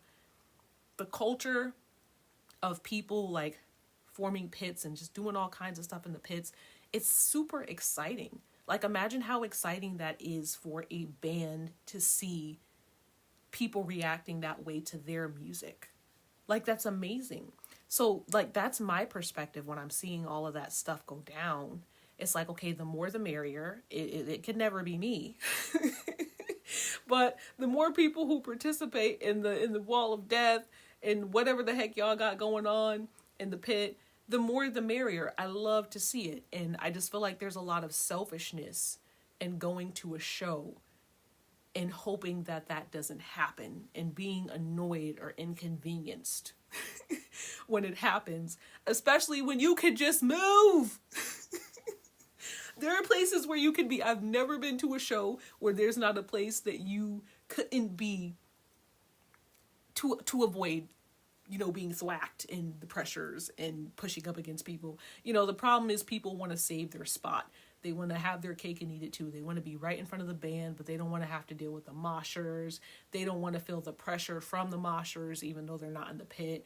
They just want their own individual space. Like, I about lost my mind when that person, somebody commented under one of my videos and was like, they heard a conversation happening they saw a conversation happening on Twitter where people were like, hey, VIP should get a spot in front of the barricade and nobody else should be allowed in front of the barricade. That's not very metal of you. And I feel like such a millennial when I say that. It's just like, oh, you know, that's not very metal of you. Oh, poser. But honestly, that's what type of behavior it is. Like, have you lost your mind? Like, go to a different type of concert. I'm sorry. I know some of you guys are commenting and I'm like missing it. I've never been to a concert, but I've seen lots of clips of Rico hyping up the crowd. Yes, he wants to see that. He wants to see that. So, you know, hopefully your emotion, you know, the how do you say? Your investment in wanting the band to have a great time would significantly outweigh you being inconvenienced because somebody is moshing. Like, because people are moshing. You know, the Wall of Death, the first Wall of Death, from when I saw them live the first time, it was pretty decent. Honestly, I had low expectations. I like I said, I know that particularly the younger generation of metal fans, they don't engage in the same behaviors at the same intensity as, like, you know, my generation. It is what it is. And I don't expect them to. Like, my expectations are quite low. But it was better than what I expected. The first one. The second one was pathetic. That's the best way I can put it. It was awful. But still, you saw some young people in there. You saw some older people in there. There were people participating. I just think maybe there were cities that did it better. And hey, they have several different live destinations. I know we probably didn't live up to the hype, but I'm sure some other places did. I posted a video about this on TikTok, commenting on the Chicago show, like the photo of the Chicago show. That show looked so lit. Like, maybe I need to go to Chicago next time Jiluka performs, because they look like they were all on one accord. It just looked fabulous. The Chicago show just looked amazing. That VIP thing was so entitled. It's not metal. Absolutely. And that's what I mean. Like, I saw Jiluka in Brooklyn and it was tough being around so many prudes. Like, are you new here? Chasing Christian, that's exactly where I was. The crowd was absolutely horrid. And there were some individuals that were amazing, but it was just like, there was also like just a poor batch of fans. And I hate to say it. I also hate when people, I don't hate it, but it can be annoying when you're talking about a visual K band that you like. Obviously, I like Jiluka. I haven't always liked Jiluka. I've been very honest. And a lot of people who have been watching me for a while have seen my trajectory of thinking Jiluka's pretty cool, but not really being into them. And then transitioning to liking like one song and then liking more songs and then eventually becoming a fan. You know, sometimes being a fan, I get annoyed when people talk about them only being popular because of the way they look. But after this show, I'm like, I mean, I knew that was the case, but like, you're gonna come to a concert when you just like them because the way they look? Like, I understand, okay, picture collecting, you know, posting Senna, posting them but not posting their music to them. You know, posting any possible music you can with shots of them, right? That's not their music. Like, I get engaging in those behaviors, but you're gonna come to a Jiluka concert and not headbang, not move, not get excited for any song, and just sit there and just record shots of Senna being hot? Like, like, I get it, but I just I don't think I understood people's determination to get in proximity of Jiluka, like the balls it takes to just come and see them but not enjoy the music. I think I just I don't know, but there is some truth to that. Like a good portion of that crowd was not there for the music, and it was crazy because it's like the perfect set list. That's what pissed me off too. Like, I had a complete set. I'm doing a top favorite Jiluka songs at some point. At some point, guys, I'm sorry. Like, I'll be like, oh, I'm doing this video. I'm like 7 videos behind. I'm supposed to do a video every 2 weeks, but I just never get to it. I'm tired, y'all. They had the perfect set list. Like, Christian, they had the perfect set list for the Brooklyn show. All my favorite songs were on that set list. No reactions. Baladita, no reaction. I'm just like, what are you guys doing? What's really happening? Like, oh, yeah, that show was poor, but they've been having a blast at other locations. It took a minute for them to loosen up. Yeah. For the ones that did, it did. I'm aware that a certain part of the fan base can be unbearable. I'm sorry. It's okay. I think it only bothers me when I'm at a concert and like I'm in the presence of those people, because there's so many different ways things could have went. I will say that I said this before, because when I left the concert, hopefully I don't have this in my notes. Oh well, if I have it in my notes, oh well. When I was telling people about my experience, they were just like, yeah, well, you know, Senna's side can be that way sometimes. That's why I don't go to that side. And I'm just like, nobody warned me. Nobody told me. Nobody told me those girls are feisty like that. Nobody told me that somebody was going to try to pull my hat off just because I was right in front of Senna. I'm just like, bro, you know how many people Senna sees? He's not going to remember me. It's okay. Like, I don't want your man. I want Rico. And you know, there's like a whole freaking row of women headbanging in front of him, so I can't get to him. Even if I could get to him, I'm too nervous for all that. I don't want your man. Like, whatever concept that you have that he's your man, I don't want him. Like, I didn't know they were vicious like that, but apparently the girls are ruthless. And not only that, very entitled. They're mostly there just to take pictures of Senna and post pictures. I do think there's another video that I wanted to make, but this is a TikTok video, so it might actually get made, about how I think this generation also is really different about where they find excitement.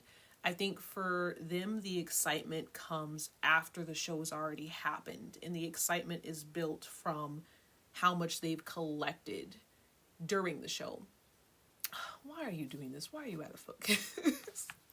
Why are you doing this to me, phone? Sorry about that, guys. I don't know why this is happening. Come on. I don't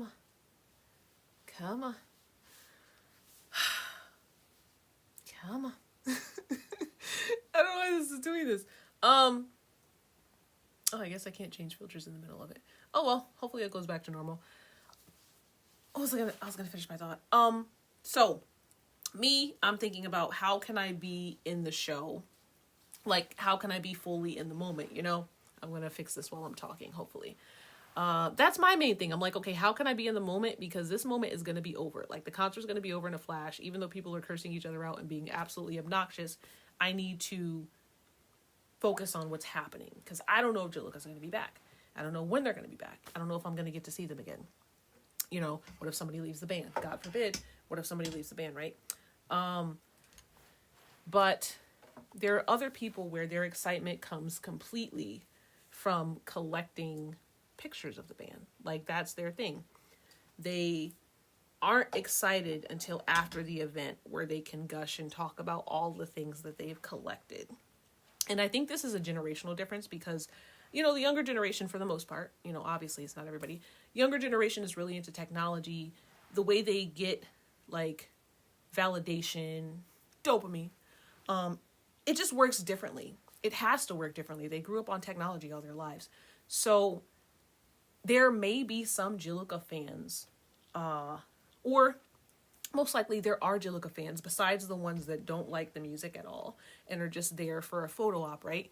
There's those people too. But there are also Jiluka fans who just aren't able to get satisfaction from being in the moment and being at the concert. They get their satisfaction solely on recording as many videos as they can, posting them, getting comments, picture collecting.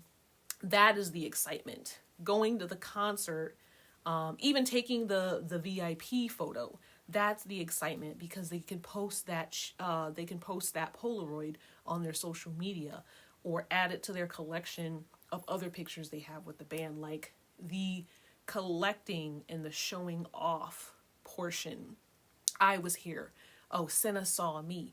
I'm always in the front row with Senna. Oh, here's me with Senna. Oh, here's how I looked. Here's, like, that is where they gain their happiness. They're not happy about being at the concert. They're happy about everything that comes after. That's why they're in their phones. That's why they can't tune in on what's actually happening in front of them. There's a reason why they're not able to do that. And I think that needs to be factored in. I don't think every single person who engages in, like, behaviors such as recording the whole concert and taking as many pictures as possible to the point where they can't even move their body because they're trying to stay steady, right?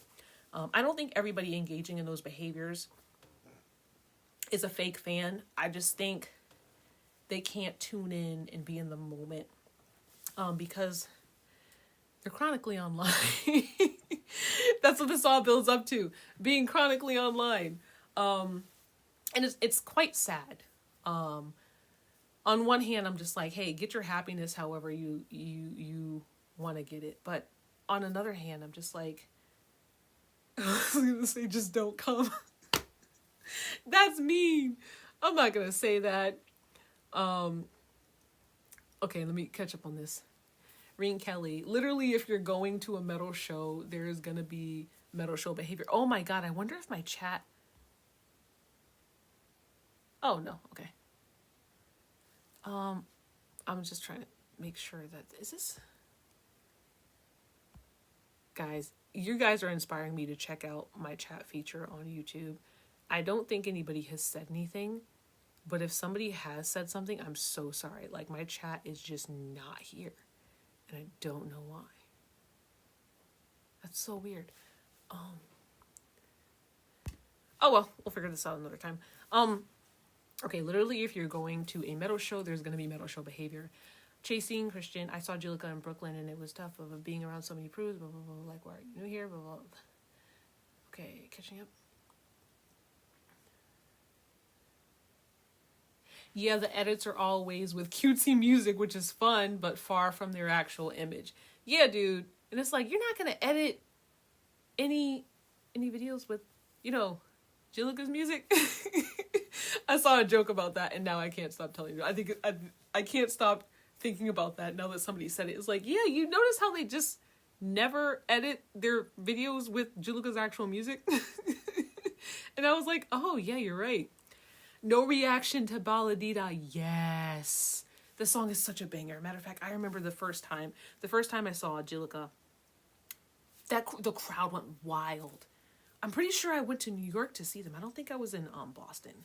Those are the major cities I usually travel to, right? The crowd went wild. They love Balladita. I'm gonna fix this again because my phone is being insufferable. Let me see. Yeah, Balladita is wonderful, but this time, no reaction. It's like, what? What is really happening? Oh, it was annoying. Yeah, some Cinefans are like that. Yep, apparently everybody knew except me. So listen, here are my choices. I'm going to most likely have to be further back. And if I choose not to be further back, because further back is where the fun is. Even with the first concert, I made a whole video about my first concert Jiluka experience. I just never finished editing it and I never posted it. So it'll probably be posted like maybe last year. I have this idea in my head, not last year, later this year or next year. I have this idea in my head that I'm going to catch up on all the videos I've ever made but never finished, which is like 15 videos. But in case that never happens, the middle of the crowd, even at the very first show in Brooklyn that I saw them in, they seemed to be more well-versed to the point where they were like singing the lyrics than some of the people up front. And I was just like, man, if only some of those middle people could have been in the front. Like the people who are the real heavy hitters. Because listen, copying Rico's English is no joke. Like, that's not easy. But particularly that crowd got really hyped about Balladita. And I just feel like, give me 1 second. I just feel like even that side, maybe people were more animated in Rico and Boogie's area. Maybe. Anyways, I'm sorry guys, I'm losing my train of thought because I am getting tired. It's like 12:29. I'll probably be on here for 30 more minutes. In the future, hopefully, I will either be a little further back, and if I want to be up front, I can't be in front of maybe love Rico, right? But Boogie is too attractive. Like if I was in Boogie's section, which maybe next time I see them, I'll try to be a Boogie section. I just can't be up close to Rico because I like him too much. And it gives me anxiety. Like when I like someone, and even if it's the type of like where it's just like, okay, musician like obviously there's a boundary there. I'm not on any weird thing, but I just can't stand to be that close to somebody that I like. Like eye contact, I can't do that. Boogie is too attractive. Like, I also can't be super close to somebody who's absurdly good looking. And not that Rico isn't absurdly good looking, but that's not the reason why I like Rico. I do think Rico's good looking, but I like him for other reasons. I think Rico has great energy, and I'm an energy person. Energy first, then looks. Boogie, of course, Boogie has nice energy, but he has a very like handsome energy. That is actually a barrier. I actually don't. The attraction towards that particular energy is different. It's there's some distance between it. Anyways, Boogie is absurdly handsome, and I just cannot be that close to somebody that good looking. It's just too much. That's the best way I can do it. It's just too much. So I'm like, whose section am I gonna be in next time? Because I'm not gonna be right in front of Rico, because I think the girls that were headbanging, I'm sure some of them were right? They had it on lock. I think they're in the perfect place. I don't think I need to be in that group because I can't keep up. My neck will get a cramp, right? And I also don't want to be that close to Rico, especially if I'm just going to zone out like every time and then just be like recede if he tries to interact. You guys should see me when I'm right in front of somebody that I like a lot. Like I was watching I went to go see Acme, and I got starstruck when the vocalist reached out, and it was not okay. I became like, I don't know how to describe it. But anyways, Rico's section is in lock. The girls are headbanging. They're giving him a good time. That's what he deserves. He deserves that type of engagement. Boogie side, I'm probably going to have to be 3 or 4 rows back, and I'm going to let the people in front of me do the screaming and the touching and the interacting with Boogie, because I don't have it in me. I don't have it in me.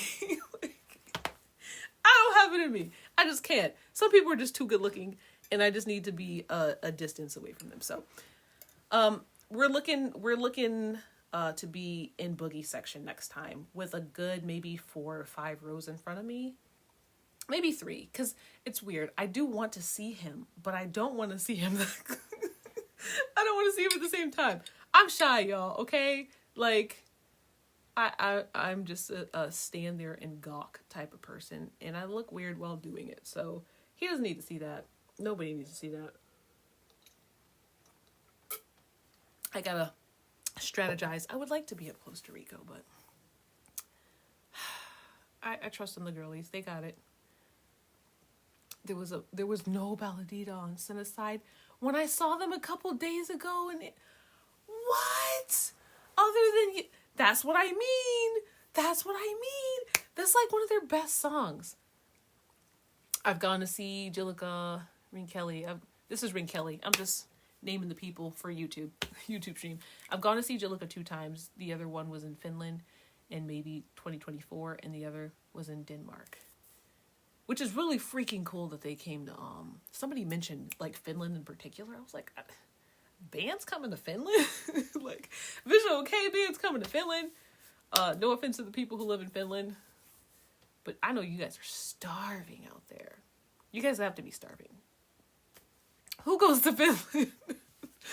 I had good experiences in both of those shows. Okay, I'm happy to hear it, Ring Kelly. I'm happy to hear it. Because, bruh, it's too bad your experience wasn't that good. It's okay. It's okay. I think I just need to be more strategic about where I am at. And after I have gained this information that I don't need to be on Cinna's side, at least that close to Cinna's side, because the girlies get a little wild and unstable. Some of them are just like that. Like, there's no way those behaviors unlocked during the show. I think there is just an entitlement and a desperate desire to get Cinna to see you for a lot of those girls. Like, I want Cinna to see me. They have to see me. Maybe if they see me, notice me, senpai. Basically, that's the energy. And I understand how Cinna can unlock that in people. But I will not be partaking next time. Now that I've been bestowed the wisdom that is, yeah, that's why I don't really go to Cinna's side. I will not be going to Cinna's side. Unless I have to. Like, if I'm like, okay, if I gotta choose to, like, be further back or be closer to Cinna, I'm probably gonna choose to be closer to Cinna. But Jesus Christ. Like, hopefully the second time will be better. Sorry, the third time will be better. I worded that word more like, I sort of feel bad for you. It's okay. No, Ring Kelly, don't worry about how you write or type. It's no worries at all. I can read it. I can read it with the typos and everything, so don't feel bad. Plus, it's getting quite late. But you're it's okay. It's okay. There are many other shows in my future. There's one band that I'm going to go see. I haven't talked about them because I don't want people to buy all the tickets, but I'm going to talk about it on the live. Okay. They're a group called Sonlux, Sonlux. And they're one of those groups where you either like them or you don't. Their music is just really intense, and they're so unique. And they're touring. I miss their tour every single time they tour. I miss it. I miss it. I miss it. I miss it. And I haven't missed it. They announced it. They're doing a world tour, and I'm so excited. And I'm thinking about getting VIP. So there are other shows that I will go to that will make up for this bad experience. But yeah, every experience has been wonderful. The crowd's been wonderful, except for this one. And shout out to anybody who knows who Sonlux is. They're so amazing. Please check Sonlux out. I'm gonna make a TikTok, not a YouTube video, but a TikTok video. Maybe I'll post it on Shorts about them after I buy my ticket, after I buy my VIP ticket. Anytime I announce a group, that's touring, either I'm not going to the concert or I'm going to buy the ticket first and then talk about it. Yeah, but there are other good concerts in my future. That's the way I try to think of it. Like this time will be made up by me going to a different concert with a different band and having a blast. Chasing Christian. I saw them in Orlando with Eminence, and the Jiluka crowd was gone after their set? What? I could see them doing that, but like, that's so rude. And Eminence is great. I've actually been listening to Eminence all week, actually, now that you bring them up. Wait, Chasing Christian, are you an Eminence fan? Or did you just stay there because it's just like, there's another band. Obviously you would stay. Eminence is really good. I discovered Eminence through the tour that Eminence announced with having Jiluka as their opener, as one of their openers. And I'm really impressed by them. Like, honestly, Eminence makes, I'm not going to say my ideal type of music, but close, pretty close. Like that violin. That violin with that screaming, oof. I really like Eminence. I don't know much about them, but at some point, I would say maybe about a month ago, I started listening to them again after the couple times I listened to them after they did their tour with Jiluka, and then I just completely forgot about them. And then Desolation, I think is the name of the song. I listen to that song frequently, but after a while, I was just like, wow, I really like this song. I probably should just listen to everything that they've ever made. And I started doing it. I put Eminence's music on shuffle, and I listen to it like frequently while I'm driving and just doing tasks. Matter of fact, I have one song that I like by Eminence. Sorry, Christian, I don't know if you're like a full-blown Eminence fan or not, but for anybody that is, there's a particular song that I really, really like. I listen to Desolation way too much, so I had to move on to something else. God-Fearing Man. That's the song I'm really into right now. But yeah, Eminence's music is beautiful. They're adjacent to my ideal genre of music. Yeah. I should have maybe not focused too much on them, but like, I'm really happy with what I've been listening to. I listened to, what album is this on? I'm not going to play it, but what album? I'm trying to repetitively listen to one album at a time so the songs can so I can get a good grasp of the songs that stick. The Return of the Black. That's the one I'm like concentrating on right now. Yeah, dude, they're amazing. So the fact that they left for what? Like, oh, no, I don't want to co-host. Sorry, anybody who's trying to send invites. No, thank you.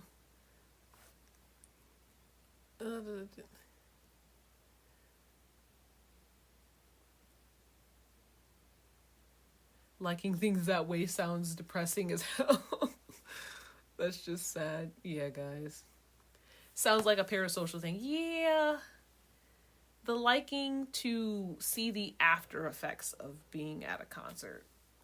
It's just like, you like, oh, I gathered all these videos, and that's where you gain your excitement, not from actually being in front of the band and listening to their beautiful music. It's insane. But I do think sometimes we can add perspective to more. Like, it's not just people not being Jiluka fans. Like, genuinely, people are unable to experience the joy in the moment. The recording stuff to save for later and like not being in the experience has been an issue for a while. Like, even I remember, was it the vocalist of Deftones?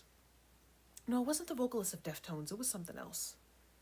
No, he was talking about, vocalist of Deftones was talking about something regarding physical signing copies of their older albums. It was something different. There was a vocalist from some band that was like really pissed off with cameras and was like, I'm not doing another show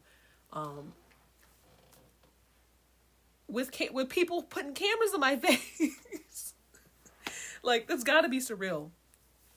Anyways, I was gonna say, on one hand, I do commend artists for being able to adapt. Hyde is somebody that I want to mention, because when I went to see Hyde, he was playing in Boston, and it was like a really like basement type show, and people were putting cameras in his face, and he was like leaning into the cameras and like interacting with the cameras. And I thought, for him in particular, for him to be able to adapt to the times and not be put off by it and like lean into it, I thought it was incredible. But that's just for him. Because Hyde's fabulous. And he's easy to admire, right? So on one hand, I think for artists that are able to adapt to it and just like go with the flow of things, depending on who it is, it just could be because I like Hyde. I think it's cool, okay? But at the same time, people need to chill. Like, what are you doing? What are you doing? This generation is scared to experience joy. Definitely some of the fans online tend to be super social. Yes. Yeah, the middle is probably the best spot for you. That's what I'm gonna let my soul guide me. Can't be in front of Boogie though. My soul is saying, nah, we gotta stay a couple feet away from that. Yeah, we get that. The fans mostly just like Boogie and Senna, so it's better to be closer to Rico. Yeah. Oh my God, I forgot to tell you guys. People were saying mean things while Jane was doing his drum solo. The girls were talking they were being so mean. And listen, I would like to think it was a joke, but even if it's a joke, it's not nice. It's like not nice. They were just like, who is this guy? Like, ugh. Like, they were making gross comments about Jane just being the center of attention. Like, they were just like upset that suddenly we had to focus on Jane as if he's not the drummer and he's not in the back all the time. Literally everybody is engaging with everybody else except Jane. God forbid he has a drum solo. I will say I liked his first drum solo at the first concert better. I just liked the sound of it better. This one was okay. This drum solo was okay. First one was way better. I recorded it in complete silence when I first got my Google Pixel. Because there was a feature on here that records videos in complete silence. One day I'll post that. So I'm really sad I never got that drum solo. But yeah, dude, people were talking like really badly about Jane. And I just thought, for me, it was really weird because I thought that Jane was well liked. Like, I thought Jane was one of the members that people like really, really like. But I feel like after that happened, I realized that he's probably not as popular as I thought. It was really rude though. Like, literally. Because, you know, obviously it's quiet. You know, the other members leave the stage and then Jane starts playing. You can still hear people talking, like, as he's playing. People are just like, who is this guy? Get off the stage. Like, what are you talking about? Have you lost your mind? God forbid this man has a couple minutes of time. Like, really rude. Really rude. Really rude. That was one of the, I'm telling you, man, rock bottom experience. And when I was recording, I recorded some of the solo and I was like hoping I didn't pick up some of their words on my camera, because I'm like, bruh, shut up. Like, okay, you're not attracted to Jane, okay? Like, who cares, really? You just eat, breathe, and sleep, Senna, and you can't appreciate any other member? And big forehead. I know I'm like far behind on topic. I'm sorry, guys, over on TikTok. But yeah, Chisa. Oh my God. And Chisa, listen, okay, for context, over on YouTube, I was talking about Acme, and starstruck. I'm assuming starstruck means when like you're so enamored by being in the presence of somebody typically famous, that you're just like, your brain just like shuts down And that literally happened. Like, Chisa was reaching out. Chisa, the vocalist of Acme, was reaching out and touching people's hands in the crowd. And literally, as I leaned in, I was like, oh, I would like to touch his hand. I looked at him, and that man was so beautiful. Chisa is so beautiful. Like, he's already beautiful to look at in general. But Chisa is like 10 times more attractive, like, in person. It makes no sense that he looks like that. Anyways, I reached out to touch my hand, and I just got a really good look at him. And instantly, I kid you, my mouth was probably hanging open. I just like, oh. And then I just like, after I had that moment, that starstruck moment, that moment of awe, and, you know, he finished touching people's hands. Obviously, my hand was not touched because I just... Anyways, I leaned out of that experience and was like, oh my God, what kind of face did I make? Because you know how you just know you made an ugly face? Like, you know how you just realize that you lost all, like, motor function? Like, I was not there, like, starstruck. And I've never been starstruck before, but that man is so beautiful. I guess I just didn't get a good look during the concert, but, like, up there, yeah, dude. So I don't want that to happen with Boogie, because I don't love the way I look. I think I look great, you know? But I know I have moments where I look ugly. like certain expressions are just not nice to look at, especially like there's trends where it shows your expression when like you feel like nobody's watching you and you relax your face or you're like into something. My face doing things like that, not very pretty. Not very pretty. So God forbid, like, I reduce to a stupefied state in front of Boogie. Like, I would never be able to live that down. Wouldn't be able to do that. And Boogie's not even my homemate. Like, I mean, Boogie was the first person that I really liked, but that was because I didn't know that much about the individual personalities of the members. So Boogie immediately, I was like, oh, that's the hot guy. He's so hot. Let me collect pictures. That's going to be my favorite member. Started listening to the band, saw them live. Rico's my favorite member. Yeah, man, I can't be that way. I don't want to be that way in front of Rico either. Like, that's even worse. Ugh. Anyways, yeah, dude. I am not starstruck proof. And I used to be like, oh my God, if I ever saw somebody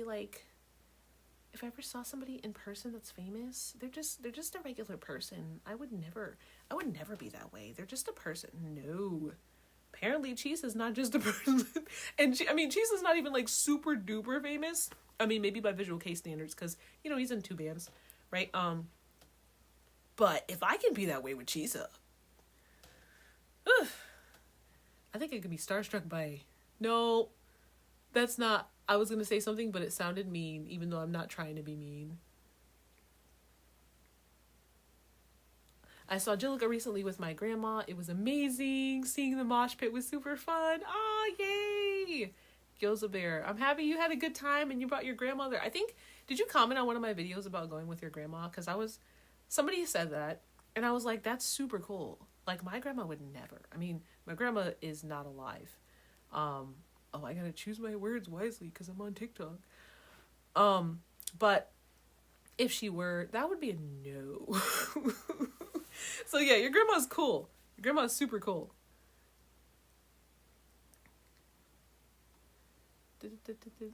Oh, and she got the tickets for you, Gyoza Bear. That is so sweet. My grandma was great, by the way. She wasn't terrible. Honestly, she was amazing, but she was very, I grew up my family's pretty Christian, Baptist Christian. And it's odd because I don't have like a bad relationship with like, how I was brought up. Like, I know people have like very traumatizing stories about being brought up like Christian or Baptist. I don't have any of that. So my experience being brought up, it was kind of just there. So yeah, my grandma was great. She was wonderful. But she would never, ever, ever, ever, she would be like, that's demonic. That's demonic. Matter of fact, I was wearing my Jiluka shirt and I was thinking of her. Cause any symbol anybody sees, oh, it's a pentagram. It's a pentagram. It's a sign of Satan. And I was just like, that's not, I don't even think the pentagram, anyways, let me not get into details, but you know what I mean. The symbolism. Yeah, no, that would have never worked for her. So your grandma is super cool.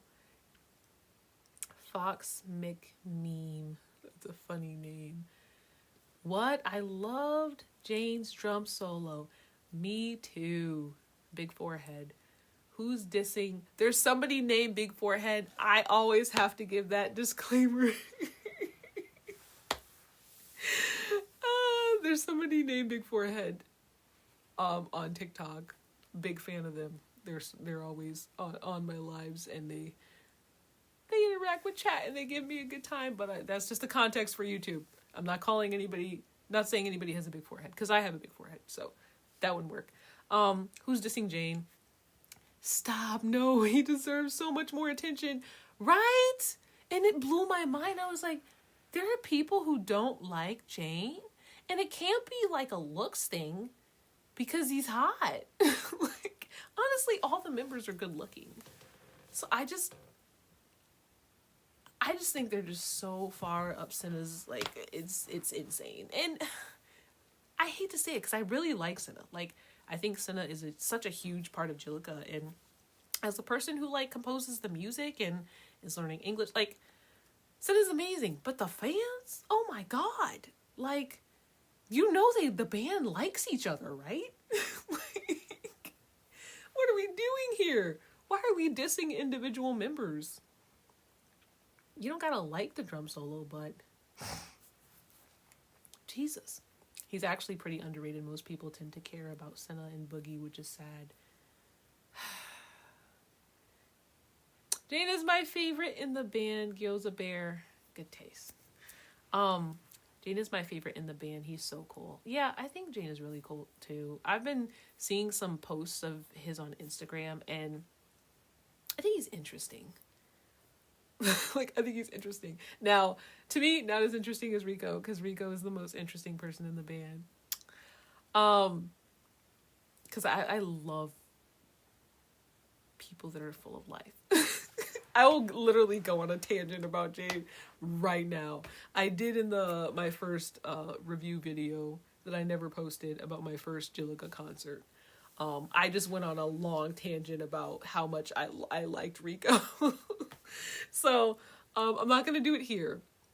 But I think Jane is really interesting. I would love to know more about Jane because, you know, he's a drummer. He's in the back. But there's absolutely no reason to, like, act like that when a member comes on. Even if you don't really care for them. Literally, we just spent several minutes interacting with all the other members of the band. You can't let Jane have, like, what? 5-10 minutes? The drum solo wasn't even that long. Wasn't even that long. Big Forehead, I'm gonna go. My phone's gonna die. Bye, Big Forehead. See you next time. Thank you for stopping by. Ring Kelly, I love Jane's drum solos. I enjoy them a lot. Yeah, dude, the drummer needs to have some time to just focus on them. I like drum solos just in general. Your grandma liked them. Gyoza Bear. Yay! My grandma is the GOAT. Listen, I believe it. That's awesome. She got you the tickets and everything. See, that's the best. Once I needed to take a day off to go see Jiluka, and my teacher made me do a presentation about who are these cool people? Okay, cool teacher, cool grandma. That's freaking fantastic. Dude, that's awesome. That's so cool. And the fact that you told them, like, hey, I'm going to do a concert. Ring Kelly, I'm assuming you told your teacher you were going to a concert. I would lie. Be like, I'm sick. Oh, stop.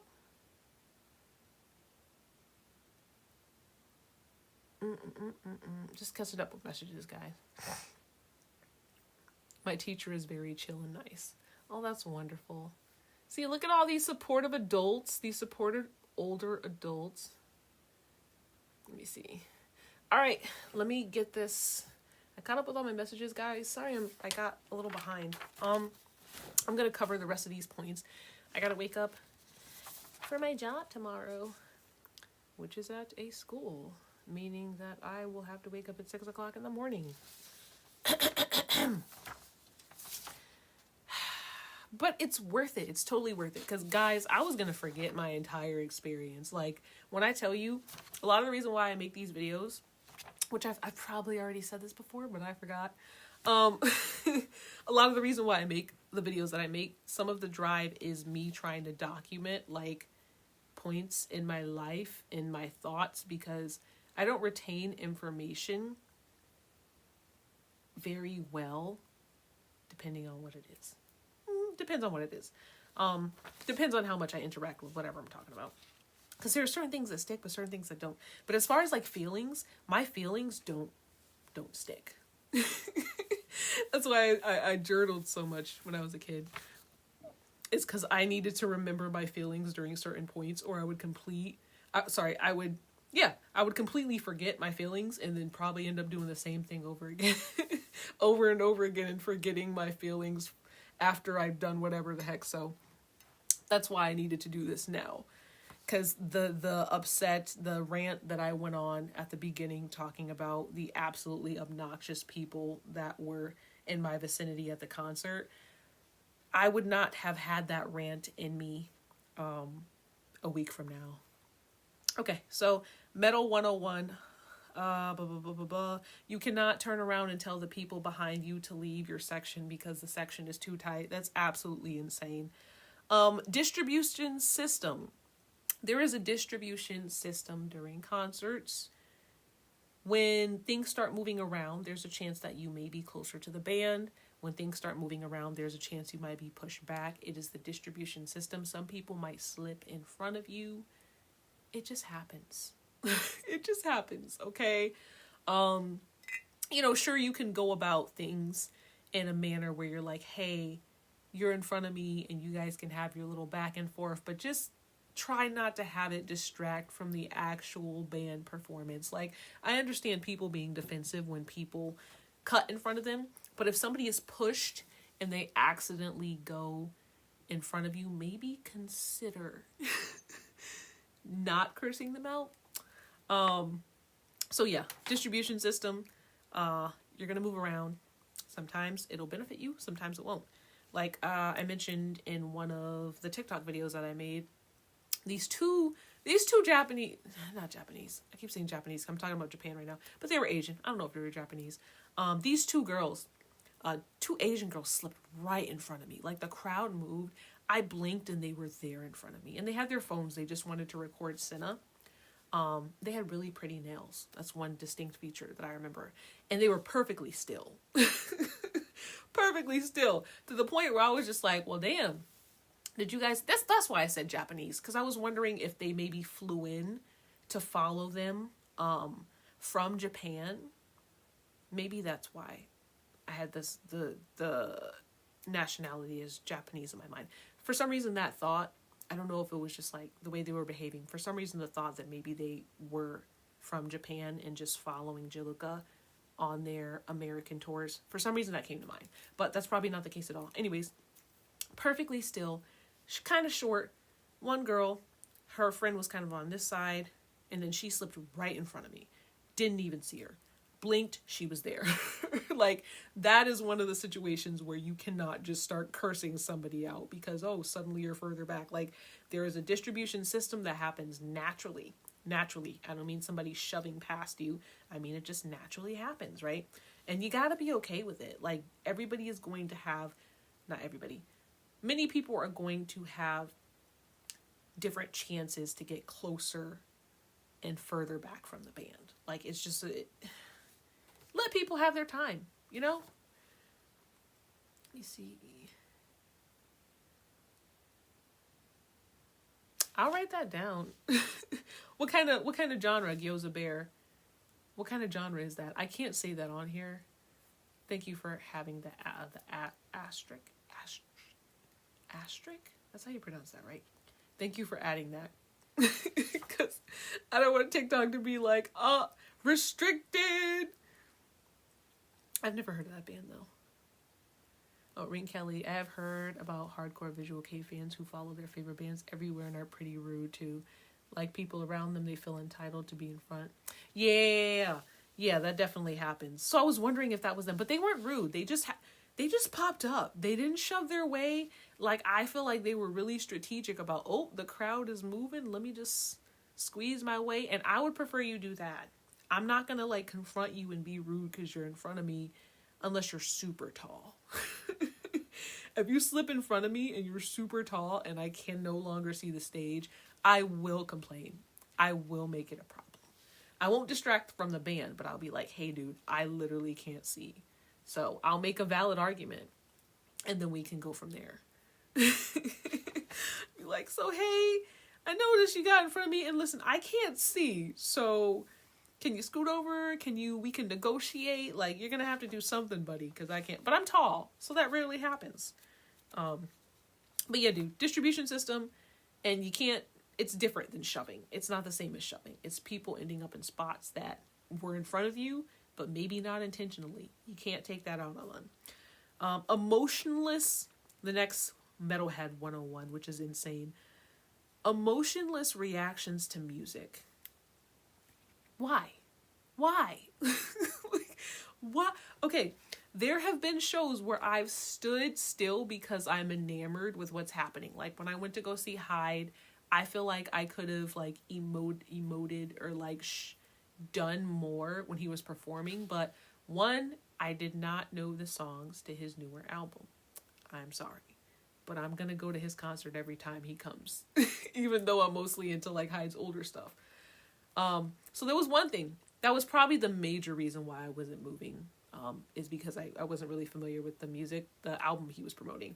But I've stood and like just taken in an artist before. But I made sure to move and let the people who were in front of me like have the spotlight because they're the most engaging. Like, I'm not going to get super close to in front of the stage and just sit there and stare at him. I'm not moving.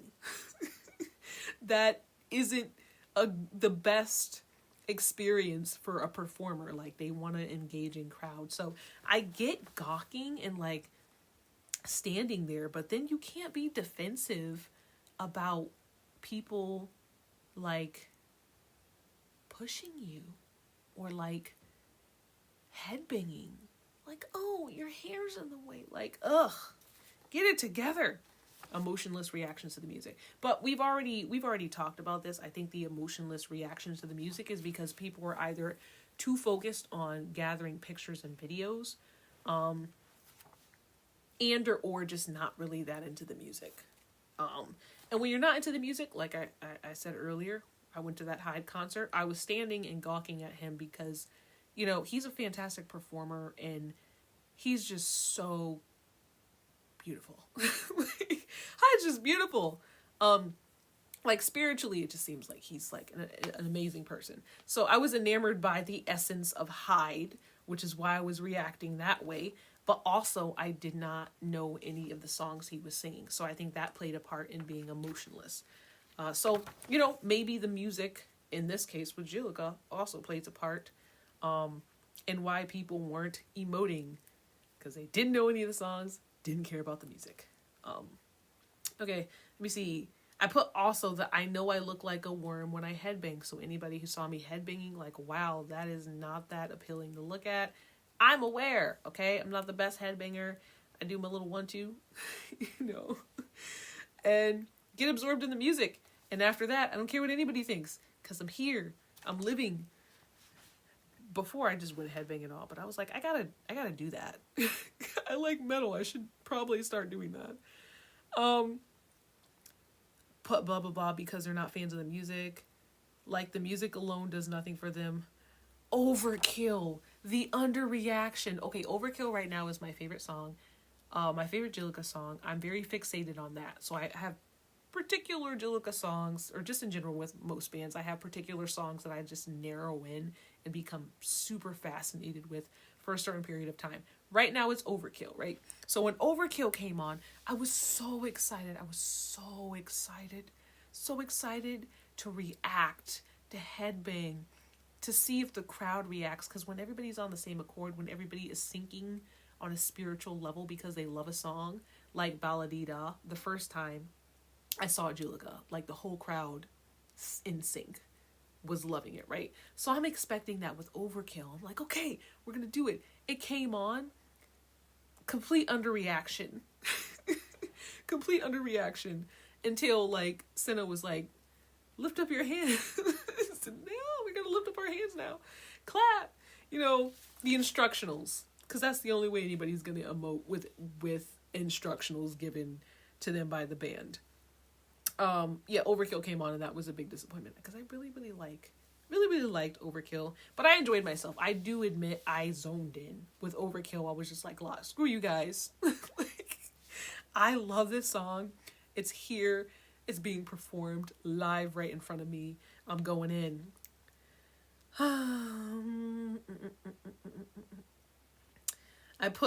I don't feel this way anymore. I told you guys why. I couldn't handle being directly in front of Rico. And I also can't keep up with the girls that were right in front of Rico.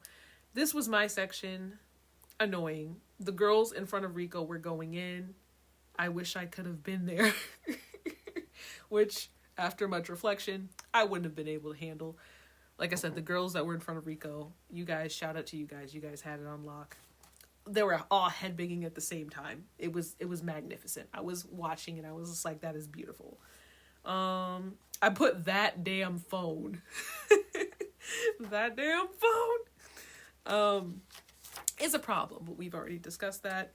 Conclusion. This is my conclusion after the whole concert. Okay. Conclusion. My conclusion shortly after returning from the concert, which is when this was written. These notes were written. How I feel about it now, we'll see after I read what I wrote. Unfortunately, I don't think many people are there for the music at all.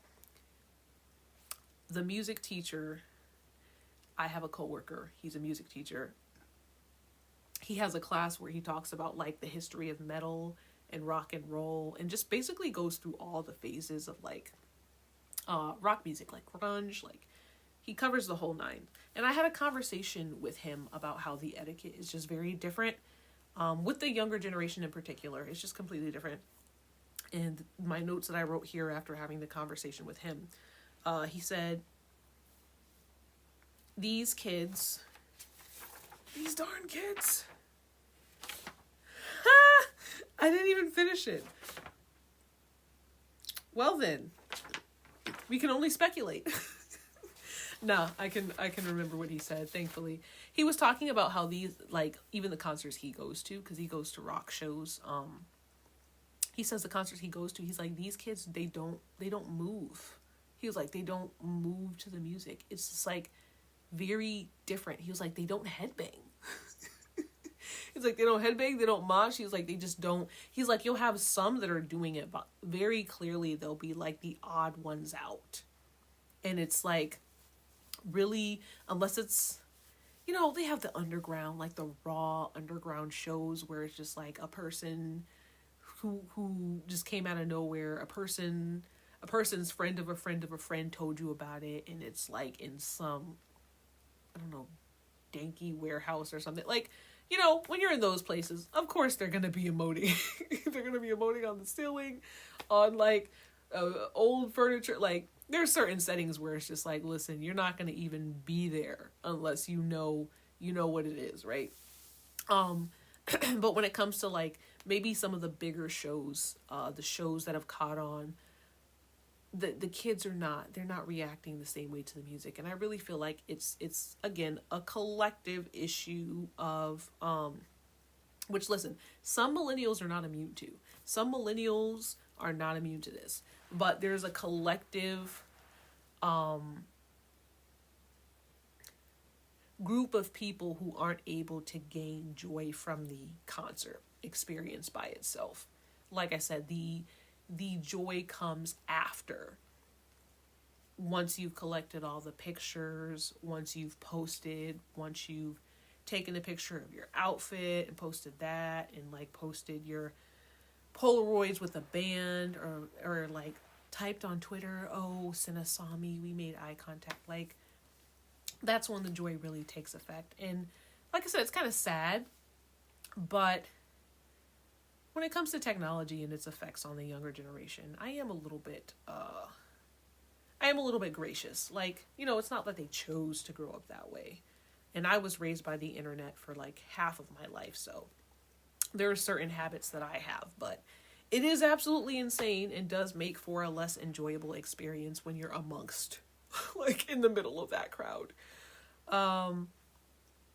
Yeah. And it makes me think, because, you know, in a lot of visual kei shows in Japan, you can't bring your phone. Like, you can't record the band. And it makes me think of that a little bit more. Like, for me, it's annoying. For me, it sounds extremely annoying and inconvenient, but what about the opposite? Okay, you can't bring your phone, you can't record, you gotta be in the moment, you gotta just watch the band, right? And obviously, there are certain songs where they may allow you to record. Some bands have that. Like, the opposite of that would probably be everybody recording. And if you had to choose between, like, the two evils, maybe not having cameras is for the best. And that's coming from somebody who did record. Like, when the Gazette came last, they did ask people not to record. And I was like, I'll be damned. Like, I saw other people taking out their phone, and I would say probably about like 3 or 4 songs in, I was just like, okay, we're gonna take my phone out and we're gonna record. And yes, it's my first visual kei concert, and I don't regret recording because they didn't end up coming back to America. You know, Rada passed away. I always left the band, which is another video I have yet to make. I wrote this script 5 months ago. Not 5 months ago. That's being drastic. He just left in, like, what, March? It better not be May, because my sense of time is really messed up if it's May. It's March. It's March 3rd. Let me stop. But yeah, I don't regret recording some of the songs. Even though they said, hey, please don't record. Like, this is America. And I'm going to record, but I promise I won't record that much. So that's what I did. I recorded, I just didn't record that much.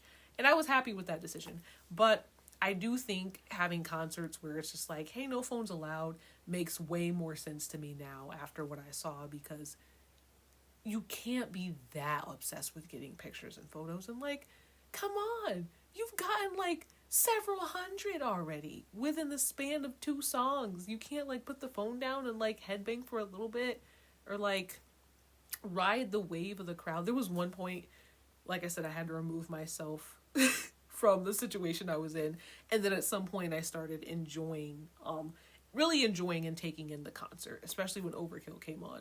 I was like, woo, I love this song. But there was a point where everybody started pushing, and I was laughing. Like, I was, like, being pushed and shoved, and I was just, like, riding the waves of the crowd. It just doesn't bother me, because I expect it. Like I said, it's a metal show, right? And I was having a great time. I was almost like a crazy person. I was like, oh my God, I'm being swayed by the crowd. Oh, I'm pressing up against this person. Like, it can be a lot. But it's enjoyable. I had a point. Don't remember the point. I'm going to catch up with these comments, and then I think it's time for me to go to sleep, because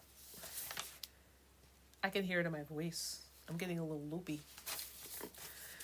Is there anything? Oh yeah, guys, please go support. There's a band called Deva Ed. I talked about them in the beginning of the video. There's not much I can do, because if they're fans in Japan, if they're like Japanese y'all aren't supporting them, then there's not much I can do from where I am. But Deva Ed, DEVA :ED. Go check them out. That is the closest thing to my favorite visual kei band right now at the moment, putting aside my favorite visual kei band of all time. That doesn't, nothing gets better than that. I was just looking at the DVD I have of them. I'm gonna show it off because I love showing it off.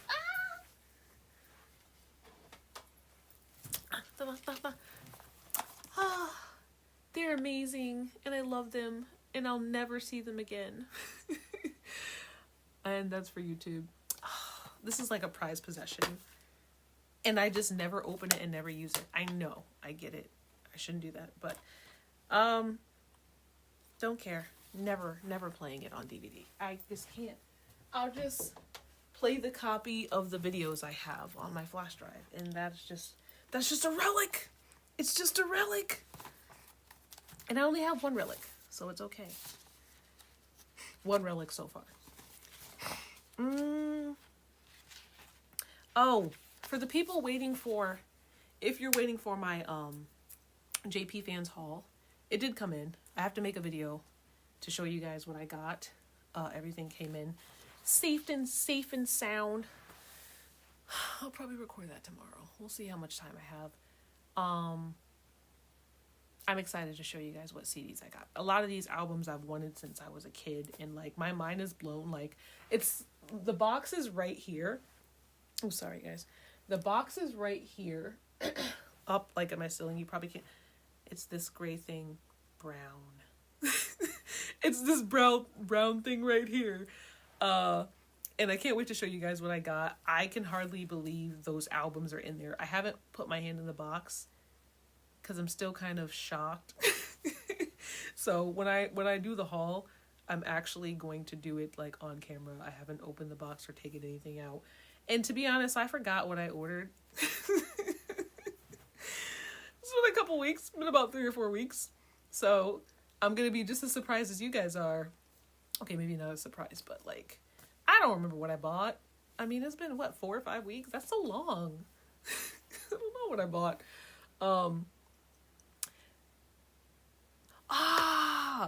Please recommend more bands. I listened to Ningen Shikaku by #Botsu, and it was so good. It's their only song like that, which is insane, because every time a band makes a genre change, which I would consider Ningen Shikaku a genre change compared to Botsu's normal work, right? Every time there's a freaking genre change, the band disbands. It makes me so mad because that song was so good. That's their best song. I'm making a playlist. I'm gonna make a video that has the link to the play. Oh my god, I put it in my beacons. I put it in my beacons. I haven't made an announcement, but I put a playlist in my beacons. What do you call that? Profile? Link?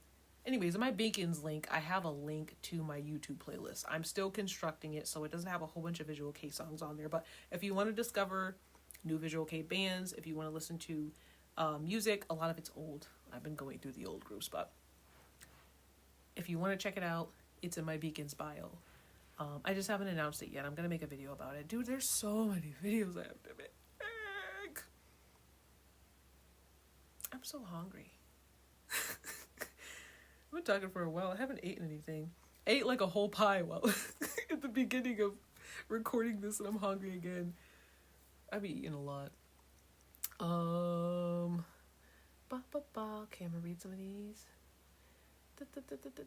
I feel like people are losing the point of concerts. I agree. Ooh, Gyoza Bear. The mosh pit at my concert was so amazing. I even got slammed into. That was fun. Yes, it's fun. Okay, I don't like being in the pit, but the effects of the pit, like the pushing and the swaying, it is very fun. Like when everybody is happy and like, you know, just taking it, it is very fun. People were not taking it though. I was the only one taking it. No, I wasn't the only one taking it. Wow, that phrasing, don't really like. I was writing the crap. You know what? Never mind. We're going to just drop that. I hate to be that person, guys, but I'm going to be that person. Don't like the phrasing for either of those. In my opinion, concerts are a place to dance freely to the music you like, see the artist and be yourself. Yes. Become spiritually in tune with the music. Let your body move. You know, for the moshers that love to mosh and bump into each other and crash into each other and do all of that type of stuff, there's a place for them. I won't be close to them, but I will be watching. I did, at one point in the concert, take my phone and like lift it up so I could see, because I was in the front, so I wanted to see the moshers, and they were further back. And they were having a good time. It looked so much fun. It looked like it was so much fun. So I put my camera up, and I got like a recording of the moshers like crashing into each other. It looks so cool. I love watching. I like wish I could be that person, but I'm not. I'm a very please don't hurt me or don't crash into me. It's a lot of contact. But it seems like people only want videos and to share it to feel better about themselves. Yeah. Because they went to see them live. It's like the proof that you went to see them live. One thing I would like to work on, like I said, I would like to work on the community aspect of things. I mean, there's only so much I can do. Maybe hopefully one day I can learn to play an instrument. I don't play any instruments, so I'm not like musically gifted or like in Japan. So I'm limited in what I can do, but hopefully at some point I can like start creating gatherings so people can like meet up before or after concerts and like meet people who like the things that they like. I've been trying to figure out ways I can do more like community building, but like in person. Obviously I'm limited by my schedule with a triad: school, work, parenting. But when visual kei bands do come to America and visit, I would like to start making like, you know, little groups, like little gatherings, like even if it's like a meal, like, hey, after the concert, let's all go to this place and like hang out and talk. And you may not sync completely with everybody that you meet, because I remember even the Gazette concert, I was in a group of people and we were all super excited to find other visual kei fans, but we all had different favorite bands. So we were trying to have a conversation. Like one particular girl was trying to talk to me about, why did they pop in my head? I was thinking of Distraught Overlord, but that's not at all the right band. What's the name of the band? I was going to say with the hot guy, but there's so many hot guys. What's his name? He has a very distinct nose. It's a metalcore. Would they be considered metal? Yeah, they'd be considered metalcore. I don't know, guys. I can't think of the band. Let me see. He has a very pronounced nose. That's none of those are tips. Okay. Anyways, everybody was talking about different bands. Like everybody was eager to interact with each other, but we all like different things. Like nobody really wanted to talk about the bands that I like. We talked about Girugamesh because Girugamesh, one of their songs played during the while we were waiting for the Gazette to come on. But you'll have moments where you may not sync with every person, but if it's a big enough group of people, and maybe we get like 15 people, 15 people, you're bound to match with somebody, like within the greater group, bound to match and like sit and talk with somebody that likes something that you like, right? Or, I mean, me, I don't know about you guys, I would hope so. A lot of my life revolves around a whole bunch of other things.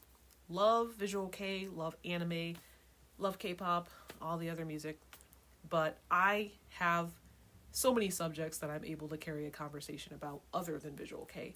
And one of the cool things is when you meet other visual kei fans, it's like, yeah, you guys all like visual kei, but there are many other ways you can sync with them if you guys don't like the same bands. So that's also a possibility. So I want to get into community building, not relying so much on online and like on technology, because as much as I sit here in front of a camera and like do all this, guys, I'm an extrovert and I get my energy from people in person. So I do this, but it is energy draining. You know, and not the part where you guys chat. Mind you, I have to catch up with chat.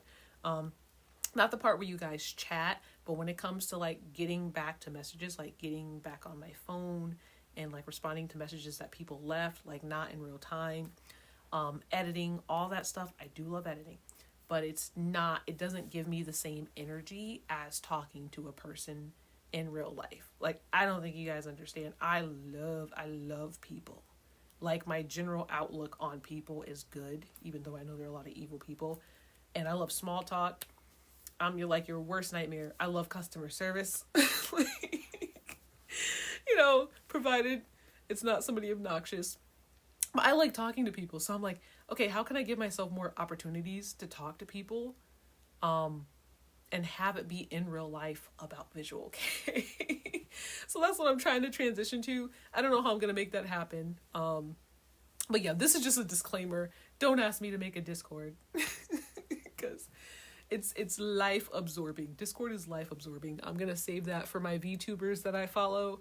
They're my Discord crowd. Occasionally I pop in and see what the VTubers are doing. Other than them, I'm trying to be offline more and like amongst people who like what I like more, but offline. Part of me is like, maybe I should learn to play an instrument. I love music, but we'll see. I have some soul searching to do. But let me catch up with these messages I've been like rambling on. I like that you guys are chatting with each other. I like to see that. Make friends in my comments. The only thing I love more than talking to people is watching two people talk to each other that met through me. Like, there's like divine intervention. Like, am I the divine intervention?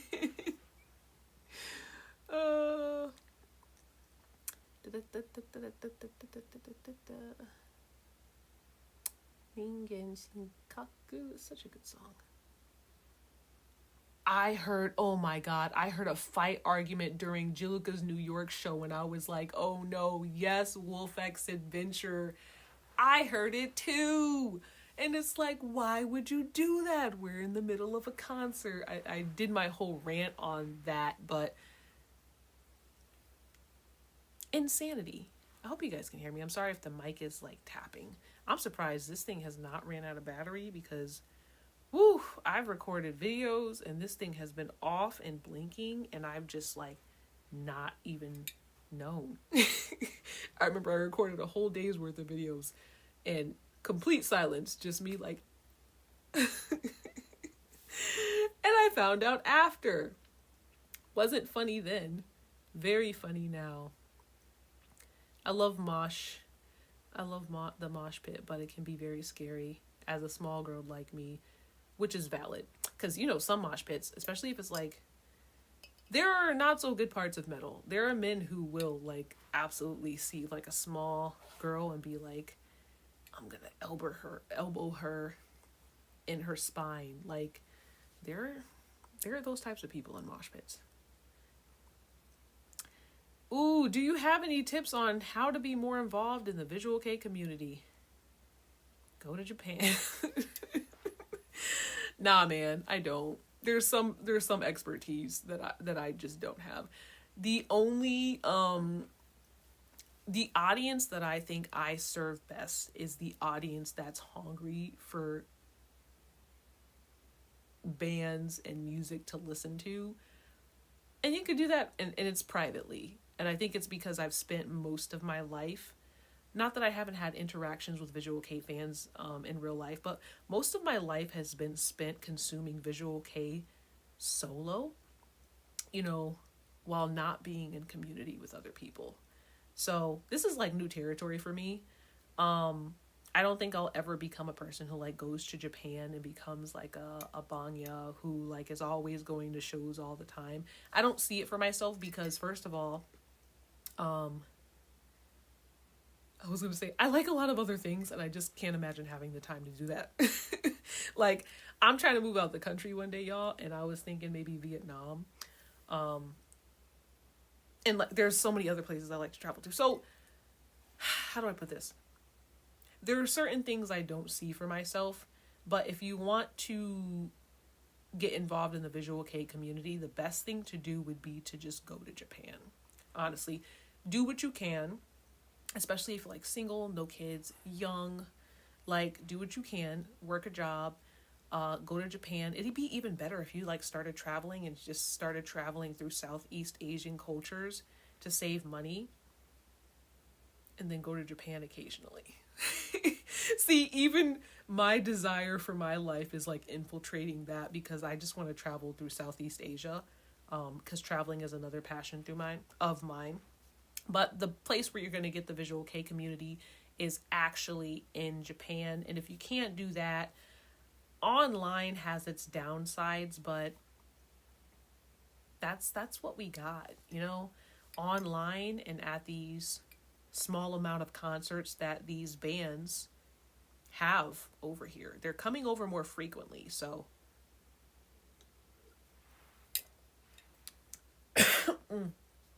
expect more events. Like, for example, they just had I would say a visual kei inspired event in New York City. I didn't get a chance to go because I had no idea it was happening, and I had to go to work. Oh, and my cousin's graduation was on the same day, so I wouldn't have been able to go anyways. But the more visual kei gets popular, I think access to areas of the visual kei community that aren't exactly like being in Japan, right, will emerge. It's just going to take some time. It's going to take some time. But for me, I do not have the expertise in building community through visual kei. A lot of what I do is solo because I'm always busy. And I love music, but I'm alone, guys. Like, it's just me here. I love people, but I'm just so busy all the time. So no advice for that. But I can tell you what songs are cool and what bands are cool and who to support. Like, I can help with that. And I really get like a very happy feeling when I'm talking about bands and people like discover them, and I'm like, oh my god, maybe the band will become more popular. I like the idea of spreading awareness about bands, because it's like, I'm always like, it's gotta be hard to be like an artist. Like, I mean, I draw, so there's that, but you know, a musical artist, both are hard, but it's gotta be hard to be an artist and like have nobody care. And that's what I think about. I'm like, okay, you're making beautiful music. I want to give this group, this band, this artist as much exposure as possible so they can like one day be able to eat off of their craft. I think artists deserve to like live wonderful, full lives where like they're funded for what they're making, because I do believe some people's gifts are to create art for other human beings to consume. That is their gift. They deserve to be able to make a living off of that because they're bringing something beautiful into the world. Not everybody is artistic. So I have a very romantic view of artistry in whatever form that may be. And I do get gratification from talking about these groups, you know, even if I don't get to see them in person. And yeah, it's a passion. Sometimes it can be annoying though, because I'm just like, what am I doing, man? Why am I talking about this? I'm just behind my phone and behind my camera. I'm tired. You guys don't know how many scripts I wrote passionately. Not scripts, but like, oh, well, okay, let's say scripts. Like, more like notes. Because if I script, God, I'll never make anything. You guys don't know how many passionate notes I've taken about a band. And it's just like, after I'm done, I'm just like, wow, was this the most useful use of my time? I could be trading stocks. I could be learning about how to trade stocks. There's so much I could be doing with this time, but I realized a long time ago that I just really, really love visual kei. I really feel like it's because I discovered it during a very impressionable age. Like, my connection to visual kei is very deep and very emotional, and occasionally it comes to the surface and it scares me. But it reminds me like, oh wow, you're really into this, and it's probably not going away. Probably not going away. I think the last time my emotions came to the surface is when I was listening to like an old playlist of, who was I listening to? I think I was listening, there's a band called CELLT that I was quite fond of. I really like the vocalist voice. And I wouldn't say they were the best sounding band, even though I really like them and I like the vocalist voice. But when I was listening to CELLT, they have a song, it's CELLT. They have a song called 13. And, you know, sometimes when I'm listening to the older stuff I used to listen to, like that I grew up listening to, middle school, right? I get like this overwhelming emotion of like, I'm so happy that I found this thing. Like, you know, there are parts of I'm really grateful like for my childhood and like the way it played out. But there were certain parts that weren't that great. And I remember Visual K kind of being like my own personal thing that just kept me going. Like it kept me excited about life. And nobody else really knew about it. You know, there were a couple people who knew of it a little bit. Like I remember On Cafe. I bumped into some people who were On Cafe fans in middle school. But as far as like getting deep into it and falling into it and falling in love with it, it was like my personal thing. And there were constantly things happening, especially in the early 2000s. There were constantly things happening. Like Nine Goes Black Out was like that. The Devil's in Bedside album. Oh my God. Like single. Oh my God. There's just so many great things were happening during that time. And it was like my own personal treasure. And of course, when I got older, I had to move away from that feeling of this being my own thing that I didn't want anybody to know anything about, which is why for a long time I didn't talk about it on YouTube or didn't share any of that stuff on the internet, because I was like, I want this to be my own personal thing. This is my thing. This is my thing. And eventually I outgrew that. I do understand that emotion. I do understand why people are really like gatekeepy to a certain extent. But there's just so much emotion in history when it comes to like me and just Visual K.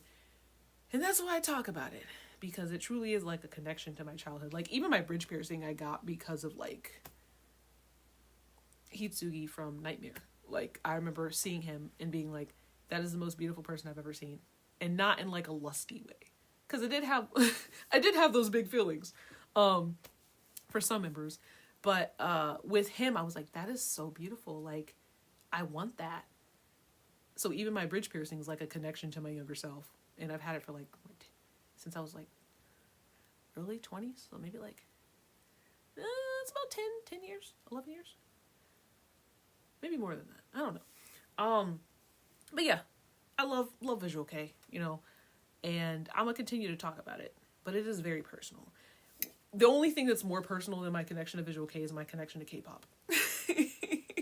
Like that is completely, it's weird because my family, I got my entire family into K-pop, even my mom. My mom passed away, right? But before she passed away, she was getting into it. She was getting invested. She was like, Savette, make me a CD of all these songs. She had a,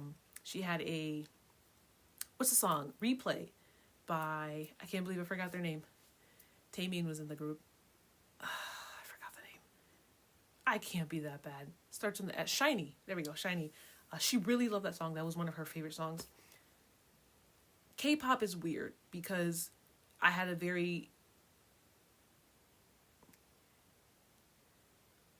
a personal relationship with K-pop now, but it was the closest I ever got to experiencing community, at least in real life.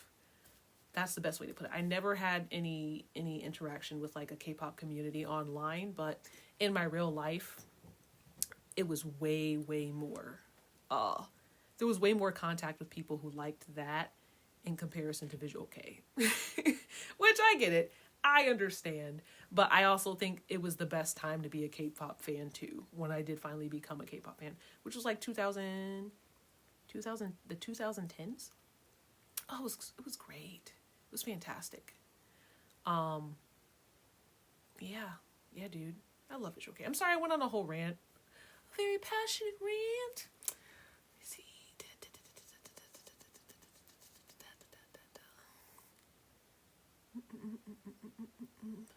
Concerts make me feel alive. They make me feel something, so it's sad that some people don't. Yeah, that's how I feel, dude. And that's every single group I see. Like, every concert I go to, I'm just like, this is the coolest thing ever. They sound amazing. And I'm just like, do I actually have opinions? You know, I don't think I've ever seen a bad performance ever. And maybe the problem is me. Maybe I'm the problem. Let me see. I have a friend in Japan who got me, because that merch, ooh. Was this about the Jiluka show? Yep. Wolf X Adventure. I was also in New York City. It was a time. I was in the wrong section.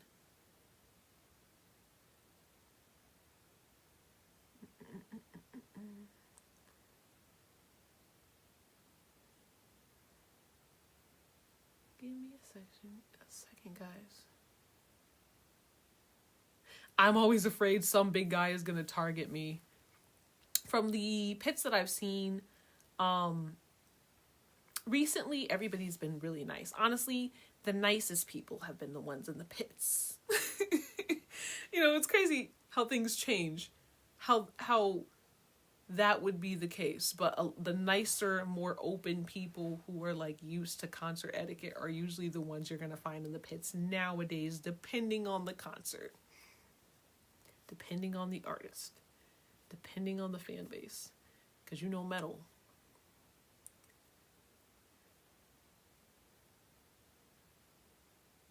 And VKGY is very intimidating.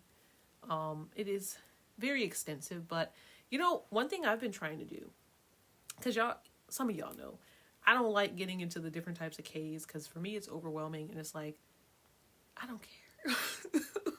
I'm gonna call it visual K. But I do think it has been helpful.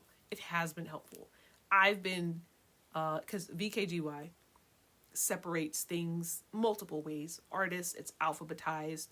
Also, you can look at the different type of visual K bands, and like there is a list sorting depending on what type of visual K bands you like. I would go that way. Like, find the style of visual K that you like, and then if you're gonna go on VKGY, then start with that rather than cycling through all of the bands that start with A, all of the bands that start with B. Like, the type of visual K that I need to check out is Mishitsu K. And have I talked about this? I have talked about this last live. That's the closest thing that I have to a favorite type of visual K. The bands that I tend to be drawn to are Mishitsu K bands. So yeah, you can do that. That's also an option. That'll make things a little easier, because VKGY can be very overwhelming. It's a lot, but they truly have every band. They do have every band. Sometimes I'll be looking up, okay, let's see if this band is on VKGY. Oh, let's see if this band's on VKG. Yep, they're all there. They're all there. Whoever is maintaining the site, the group of people maintaining the site, fabulous job. They're doing the Lord's work. It's insane. They're on it. As soon as there are any releases, as soon as anybody leaves band, they're on it. All right, guys, I have to go all the way to the bottom, so sorry if I missed.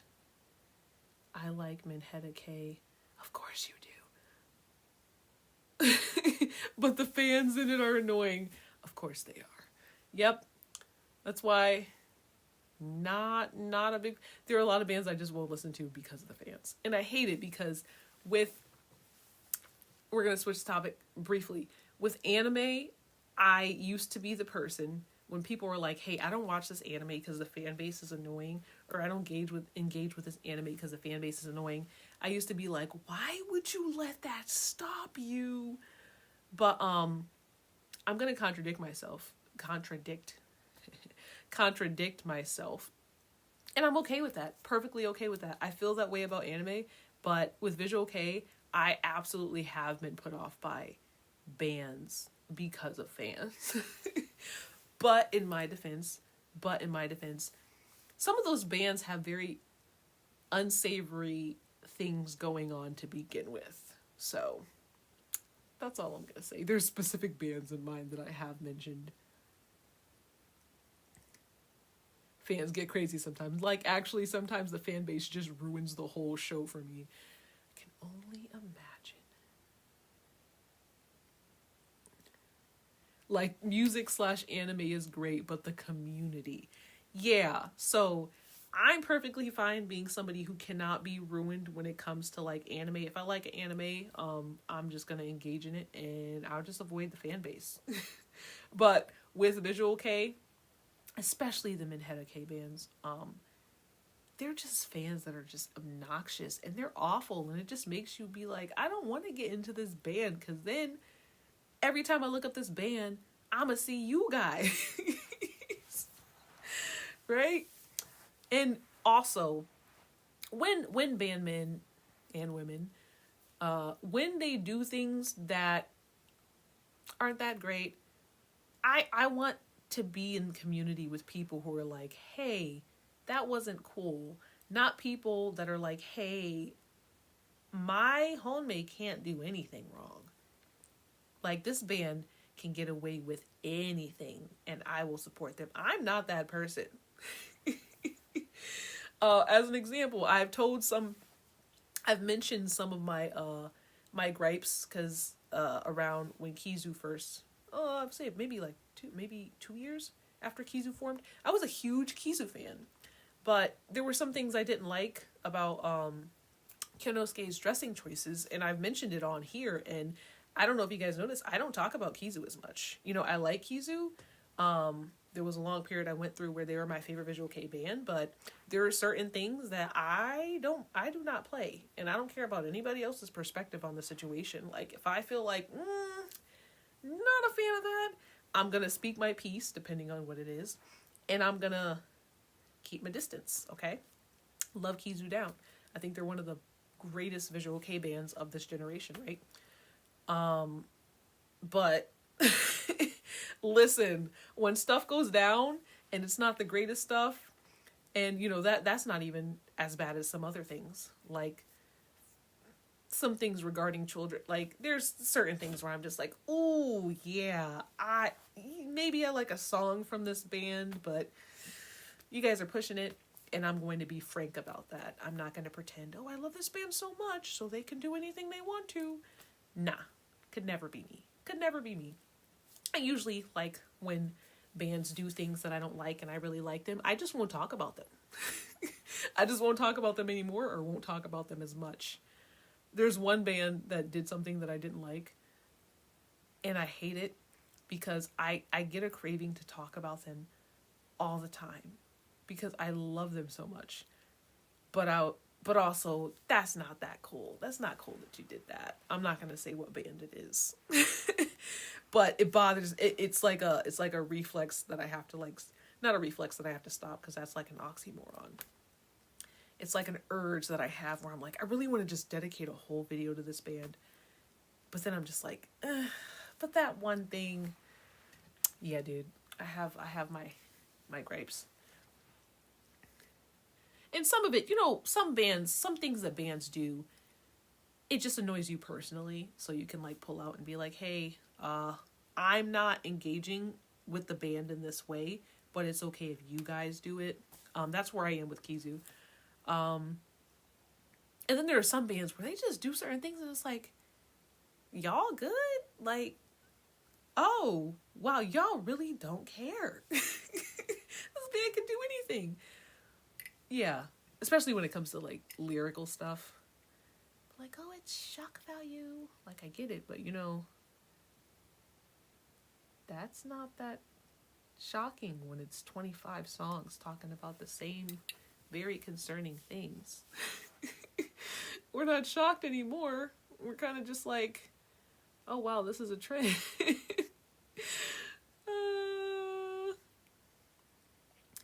No, for real. Wolf X Adventure. Like, yeah, dude. Okay, wow, the first 3 shock factor songs. Okay, what about the other 10? I think they just really like talking about this particular thing. Not Visual K, but MSI. MSI is one of the only groups I've ever stopped listening to because of a controversy. And it's very interesting because I see people continue to listen to MSI, and I do judge them, but I also wonder if they know. Because for me, growing up listening to Mindless Self-Indulgence, they did say the N-word. Crap, can I say that on? Please don't ban me. Please don't restrict me. I'm on TikTok. I gotta change the subject right now. Okay, so MSI, are they a trio? Anyways, an artist, a musical artist with, in my opinion, good music. Very raunchy, like gross lyrics, but just really catchy electronic music. They've done quite a bit of things, but mostly things involving minors coming to their shows, and they have a long recorded history of engaging with minors in inappropriate ways. But I didn't even know what they looked like when I was a kid. I just listened to their music just through tracks. We didn't have the same type of internet that people have nowadays, so there were a lot of artists I listened to and just never knew what they looked like. So MSI, that was one of the artists. Never knew what they looked like. I thought the music was great. There was a song they had with the N-word in it, and I just didn't really think too much of it at the time. Obviously, I'm older, wiser, know way more about the history of my people, so my reaction would be different now. But that's one group where I actually watched, I don't know if it was like a YouTube documentary or something on the group, and my mouth dropped open. I was like, Mindless Self-Indulgence was doing what? And this was like a known thing, like for the people who did know what they looked like. When all the stuff was going on, especially with the frontman, I mean, I was just, it was insane.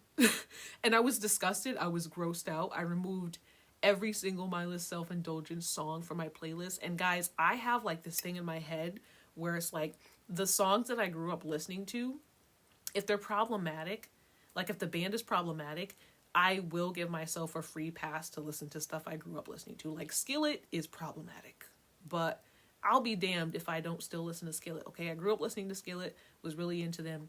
They have some really crazy political views that are awful, but they're still on my playlist, and I've given myself a free pass for that. But with Mindless Self-Indulgence, after watching that YouTube video, I was just so grossed out, like knowing what they looked like and knowing the stuff that they did, that I just could not bring myself to like listen to the music anymore. And that is officially the only band that I've ever stopped listening to, that I was really into, that I stopped listening to because of controversy is an understatement. Like, I couldn't believe it. I was like, they did what? All this is documented, and they still have fans? Music is great, but not that great. And honestly, the music, lyrically, it's not the best. But sound-wise, I'll give it to them. They did have a nice sound. The fans are all kids, too. Yeah, that's what makes it even more creepy, dude. Yeah, so Mindless Self-Indulgence is the only band I feel like I've ever just, like, went to my playlist. Mind you, I haven't been into many bands that have that type of history. I haven't been into any artists that have that type of history, honestly. Like, that's a lot. But went to my playlist, stripped all my music, the entire MSI section just taken out. And I didn't know. I didn't know anything about Mindless Self-Indulgence until I got older, till I was an adult. And that's what it is. That music is really like candy to children.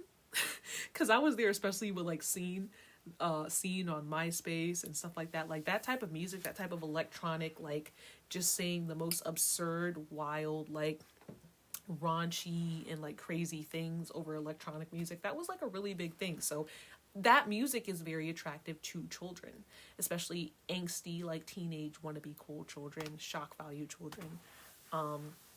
But yeah, dude.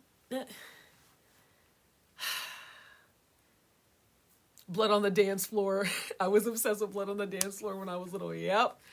Ooh, right up there, right up in there with those groups. I haven't heard of Blood on the Dance Floor in so long. Fizzy Lemon. That's a great example. Wolf X Adventure. No, for real, but let another band they don't like do the exact same thing and now it's a problem. Yep. The double standards. I have to watch this video now. I never listened to MSI before. Yeah, go right on YouTube. I'm pretty sure by now there are several people who have documented MSI's history. But for me, it was shocking because, again, I didn't know what these people look like. Most of the bands which not to boast, but I think one of the reasons why I have an appreciation for music that I feel like sometimes is different than other people is because most of the music I listened to growing up, I didn't know what the people looked like. Literally, when I was there for the music, for the sound of the music, mostly on the radio or, you know, on the internet, yes, but I wasn't watching music videos. Like, don't get me wrong, like I did sometimes, but I miss that. Like, I feel like my generation was a generation where it was just like Napster. I wasn't the MTV generation. I'm pretty sure that was generation before me. But yeah, dude. So finding out about these bands and like what they look like. I don't know if any of you guys know what Chris Cornell looks like, but it was Big Forehead. Big Forehead was in here earlier. And I have a separate channel that I'm making with my best friend, and me and her do lives and we talk about all kinds of stuff. Mostly sexual stuff. Sorry guys. But I think Big Forehead's a she. They told us to look up a young picture of Chris Cornell. I'd never seen a young picture of Chris Cornell in my entire life. And I'd been listening to like Audio Slave and Soundgarden. I looked up a picture of Chris Cornell. Oh my God. The finest wine. Like, I'd never seen a picture of him in his youth. God rest his soul. Oh my God. Like, you know, I didn't know what these bands looked like. I didn't know what I didn't even know what Skillet looked like. I was listening to all these groups, did not know what they looked like at all. And that's because I was there for the music. I was not there for the looks. Let's see. Blood on the Dance Floor sounds so bad now. I thought the dude was using AI for the song, but it just sucks.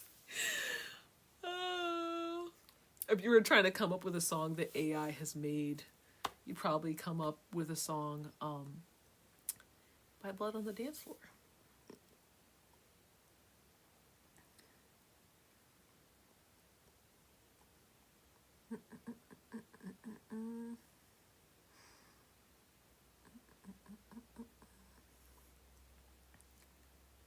I just passed a video of a girl saying she supports MSI no matter what.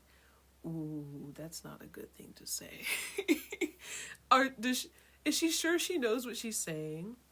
Because those are some pretty strong allegations. Like, not even allegations. Well documented. The N-word usage, and even if you don't care about that, like, the children, what about the children? Come on, you don't care about the children? People usually care about the children. So you're going to be the person who doesn't care about the children? Even if you don't have a heart in that area, you really want to be that person? Again, extremely well documented. Like, this is the most documented. Like, they were predators. They'd be like, N-word, minors, okay. Shock value, I guess. Like, And the cameras are catching you too at these concerts. Like, They know, but they genuinely think they're so cool for not caring or genuinely supporting it. Yeah, dude. When it comes to... They think it's cool and edgy, and it's not. It's children. Like, it's not cool and edgy, it's weird. And even wanting to be associated with that is, like, weird.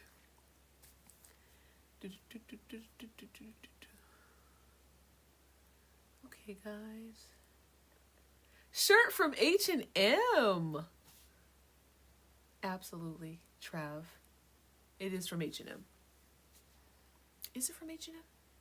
I think this is... Yes, because it's, I ripped the tag off of it, because I usually rip the tag off my clothes my first time wearing them. I was going to say something else, but I forgot because it's late. Right now I have the brain of an animal. But like an animal that's a little spazzy, you know? Where'd that go? Divide? Is Divide a label under Divide is a label under H&M. It's Divide. Sorry, Trav. I know I'm getting to you pretty late. It was a long time ago. There are some things that don't change. If you're into kids, as a very grown adult, my MSI they were adults. When you become a more grown adult, I don't think that's changing. I think that's just the way it is. I think that's just the way it is. You need to be watched. I hate when people let artists get away with doing absolutely horrendous stuff. I agree. Like, even the there was a VK band. Wasn't there? Because y'all on the internet who are in VK spaces, especially Twitter, know more than I do. When it comes to wearing, the thing, the sash, the botsy, we're gonna say botsy. The botsy stuff on the, I think we're past that. I think we can let that go. Right? And I try to think of the fact that like there are members of bands, like Sugizo is an example. I have a lot of respect for Sugizo, but he was wearing a botsy symbol on him, and it's considered like an iconic fashion moment in VK, and like I said, I like this person, but still, if any group were to pop up and have that type of stuff on, no, we're past that. You can be underground somewhere in Japan.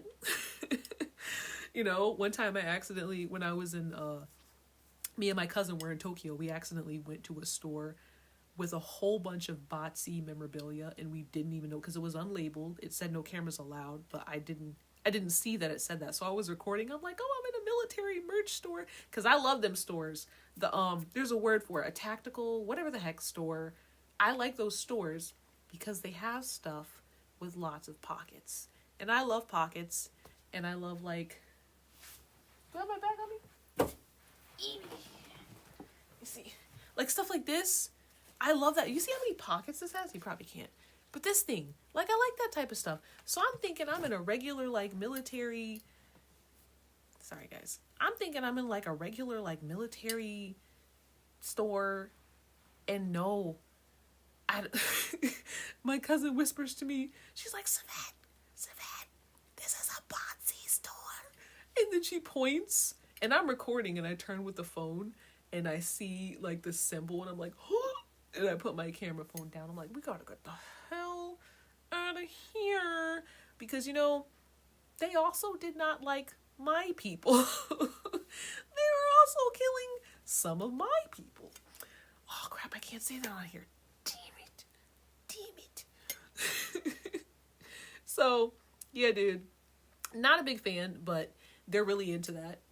Still in Japan, they're really into that look. And when it comes to the military uniforms, like when it comes to the way the uniforms look without the symbol and stuff, I get it. I do think that type of uniform, the way the uniforms were, are a little bit more aesthetically pleasing than a lot of other military uniforms as far as like the structure and the layout and the way the uniforms look. But it's still related to botsy's. So okay, they're like, oh, well, we like it. It was a nice uniform. Cool. So why do you need the little thing on the? Why do you need the actual symbol? You don't. You weirdo.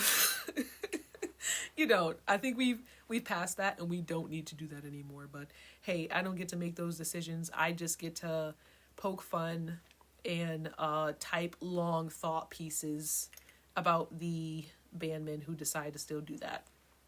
So, that's what I get to do. JJK, for example, JJK, it seems like a good high quality anime, but the fan base just makes me not want to watch it. I feel like I just get the fangirl stuff. So My experience is amazing with the JJK fandom. But it's a miss. Like, you absolutely would not lose anything by not watching JJK. And this is coming from a JJK watcher. I'm going to be there every season. I won't read the manga because absolutely not. But I feel like you're not missing out on anything.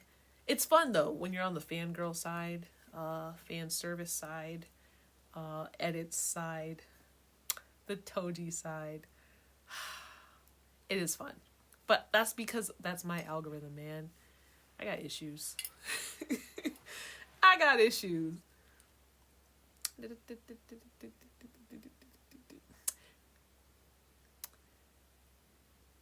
Oh my god, gosh, Yakuda, for example, leave that lady alone.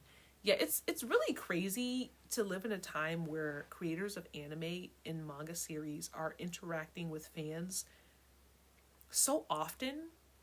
I think that's a recipe for disaster.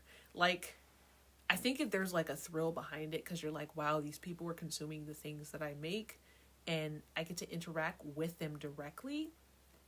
But it's always going to end badly. I don't have faith in the internet for that interaction to be positive consistently till the end of time. I think eventually you're going to just get pushed off whatever platform, annoyed, whether it be by foreign fans. People try to act like Japanese fans aren't obnoxious too. They are. They bully their creators of anime, of animations too. They bully their people too. Especially if the story's not going a certain way they would like.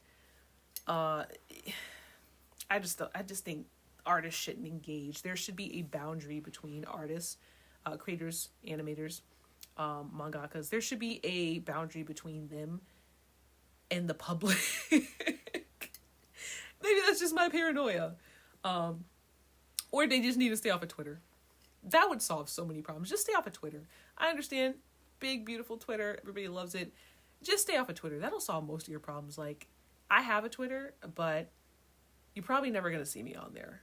Like, I think I've made an executive choice just not to engage with Twitter, period. And if I change my mind, I don't know.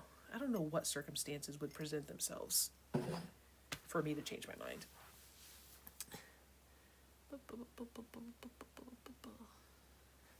Okay, guys. 28 new messages. All right, what time is it? 2:08. Ooh. I have work, don't I? I know I have work, but I'm still going.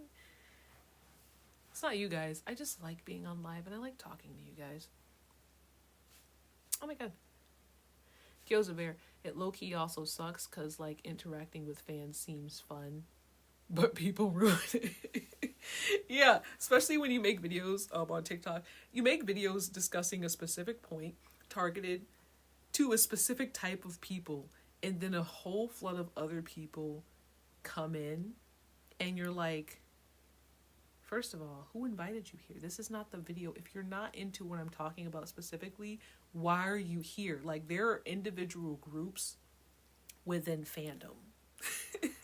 Surprise, surprise. We're not all the same, and that's fine. Just get out of my zone, buddy. You're not welcome here. And you knew you weren't welcome here, but you decided to invite yourself anyways, which is usually how it works.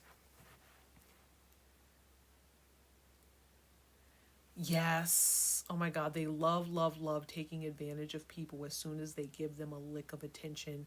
That is the main reason why I feel like creators, particularly mangakas, should not be interacting with their fans in that way, because you give them an inch, they take a mile. And I think it can be an enjoyable experience until the story starts going in a way that fans don't want it to go. In particular, that thing. Story not going how fans envisioned it, which you would never be able to have the story go exactly how every fan envisioned it going. It's just an impossible standard. But a lot of people have... My body's shutting down, guys. We're getting there. A lot of people have regulation issues. I made a video about this too a while back. A lot of the issues happen, and the back and forth happens in fandom because people have a hard time regulating their emotions. So when somebody disagrees with you, they just have to let you know. Like, it's like, how dare you feel differently than me? It's almost like a chastising, you know? I could probably put that into better words. But I'm tired, so I'm going to catch up with this and I'm going to head out, guys. I have seen number 6. I liked number 6. I feel like you're either going to really like it or it's going to be incredibly boring. Because although I liked number 6, because time has passed and animation has gotten more, I guess you could say, engaging, not quality, but like story-wise. A lot of the anime that come out now are very engaging as far as like how much action is happening. Number 6 has action, but it's more like emotion. So I don't know how much it would live up to how well it was received when it came out. But I highly suggest you watch number 6. I think number 6 is a beautiful, beautiful anime. And also the music is fire. The tracks for number 6 are really good. If you can find it, I don't even know where you would find number 6. Ooh, that's one of those things I need to rewatch too. I need to rewatch number 6. I was just thinking in my head, I need to go get that. I need to go find where I can source that. Because that's something I would like to have. Wolf X Adventure. I'm gonna head out. It was nice talking to everyone. Good night, y'all. Yay! Thank you for joining. Thank you for joining. And thank you for chatting. Everybody in the chat, thank you for chatting. Like I said, I really like it. It does something. Me seeing people talk with each other in the chat. It just hits me in the heart, you know? You like waffles, so you hate pancakes, basically. Basically, that's what they're like. And it's just like, bro, what? Who said that? They treat creators like cattle for their own entertainment and desires. Yep. It's like workers. You work for me. You work for me. No, they're actually making their own story. They're making their own story. They have a vision for how they want that story to go. They may change their mind. One thing I don't like, hopefully I can articulate this. This is more of an anime discussion, so I'm sorry, guys, if you're here for Visual K and I'm talking about anime now. But one thing that really irks me, one of the reasons why I think there needs to be boundaries between mangaka and the fan base, is because I do think the fan base, that much interaction with the fan base, can influence how mangaka tell their stories. For example, so many people were shipping Zanka and Jabber, right? For Gachiakuda specifically. And Gachiakuda is still continuing, right? So imagine this, right?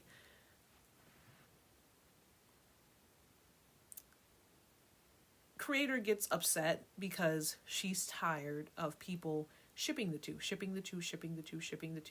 You know, she doesn't see the characters like that. It's like, okay, shipping has always been something that, you know, sometimes the creator can engage a little bit, engage the fandom and, you know, make cute things here and there and be like, haha, you know, I'm aware that you guys ship these characters. I'll give you guys something, a little treat. But it was always done from a distance, you know, from a distance. But when you are just asking the creator how they feel about the ship over and over and over again and sending them pictures, how do you feel about this? Oh my God, what about this? What about this? Like flooding the creator with a vision of the characters in a way that she does not see them. That's gotta be annoying. Not only does that gotta be annoying, but I do believe that can shift the trajectory of how she has those characters interact in the future. I absolutely believe you can have such an effect to where she's just like, well, do I really want to write this scene this way? Because if I write the scene this way, fans might interpret it this way. Like, I absolutely believe fans can involve themselves so much and harass creators so much that they question doing things within their ongoing story. And that is the most dangerous thing about not having boundaries between artists and consumers, particularly with manga, because you can truly mess up the story. Yeah, you could truly mess up the story. It could end up in a way that it would have never been had you not been annoying and harassing the creator. So I think that is a very high risk, especially for stories that are still ongoing. Like particular things that the creator would avoid doing because they don't want to get more of whatever the heck the fandom is pushing in front of their face. Hopefully I articulated that correctly. Or well. Yeah.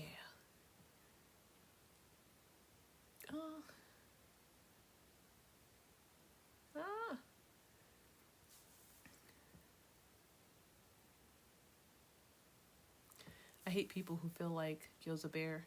This is Gyoza Bear. I hate people who feel like they are deserving or owed a story someone else makes because they like it. Yep. They get to decide. If you want to make a story, make your own story. Make a fan fiction. Fan fiction is there. It's there. It's available. Zanka's fire, but some of the fans like either are really racist or way too focused on. Yep.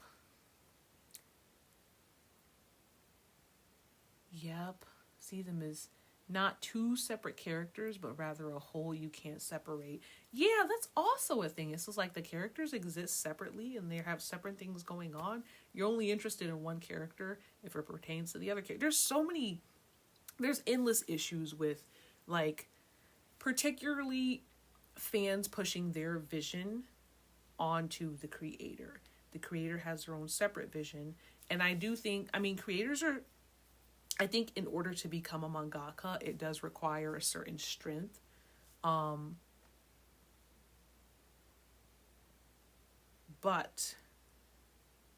mangakas aren't superhuman. Like, they can be influenced, they can be discouraged, they can be distressed. Especially when you're talking about, like, thousands of fans, thousands of people messaging. Like, I can only imagine, dude. But anyways, I'm about to go to sleep. Like, I have this problem on occasion because I like ships, but I know when to tone it down. Yes, and it's so easy to just tone it down. Just tone it down. Like, I have ships that I liked, but, you know, I didn't make it known in every single situation pertaining to the anime, because there's a time and a place. If you want to have a place to go and ship characters and talk about it incessantly, there are so many places you can do that. Time and place. You don't need to be tagging the creator and, like, shipping fan art on a daily basis, saying, what do you think about this ship? What do you think about this ship? Like, the only reason why Urana answered, particularly about the Zanka Jabber ship, is because people kept spamming her about it. Can you imagine how much spam she had to receive to where she was just like, I don't really see them in that way, which, duh, that's the point of a ship. We watching the same anime? Ugh, anyways. I'm bored. Let's all have comments and know the time and place. Fizzy Lemon. I have made a few manga books for fun when I have time. I got judged by friends for boring plots. Don't let that discourage you. Tell them they're boring. Tell them they should try to make a manga and see how difficult it is. Boring. That inbox still probably has notifications. Apparently, as of now, from what I've heard, Urana has. That's the last name? Urana's the last name, right? I don't want to just call her by her first name. I don't know. As of now, Urana has disactivated. I'm pretty sure she disactivated her account because there was another controversy. Yeah, she deleted her Twitter. Yeah. Which, listen, when the Zanka, when the shipping thing happened, I was just like, oh, we're getting close. She's been strong. She has been strong. She has been patient. I don't agree with like the Jabber cosplay choices, like how some people are choosing to represent Jabber's character. I don't agree with that, but I also don't agree with the amount of harassment and like all the stuff that Kay Urana has been receiving up until this point. It's too much. Even though I have a separate opinion, particularly on certain like reposts. Not a fan, but at the same time, y'all doing too much. Leave this lady alone. Like, imagine if it was only people talking about like maybe some of her repost choices instead of everything else that led up to them talking about that. I think things would have been a little different. But I don't think she needs a Twitter. I don't. And that's a shame because, you know, she's younger. She should be able to interact with her fan base without, like, you know, without people attacking her, you know? I think she should be able to. Not attacking her, but harassing. It's not even just attacking. It's like just being annoying. Just being a nuisance. Like, no, after the 7,000 pictures you've sent me of both of these characters that I've made kissing, no, I'm not into it. What would make you think, what in the anime did you... what did you see that would make you think to ask me that?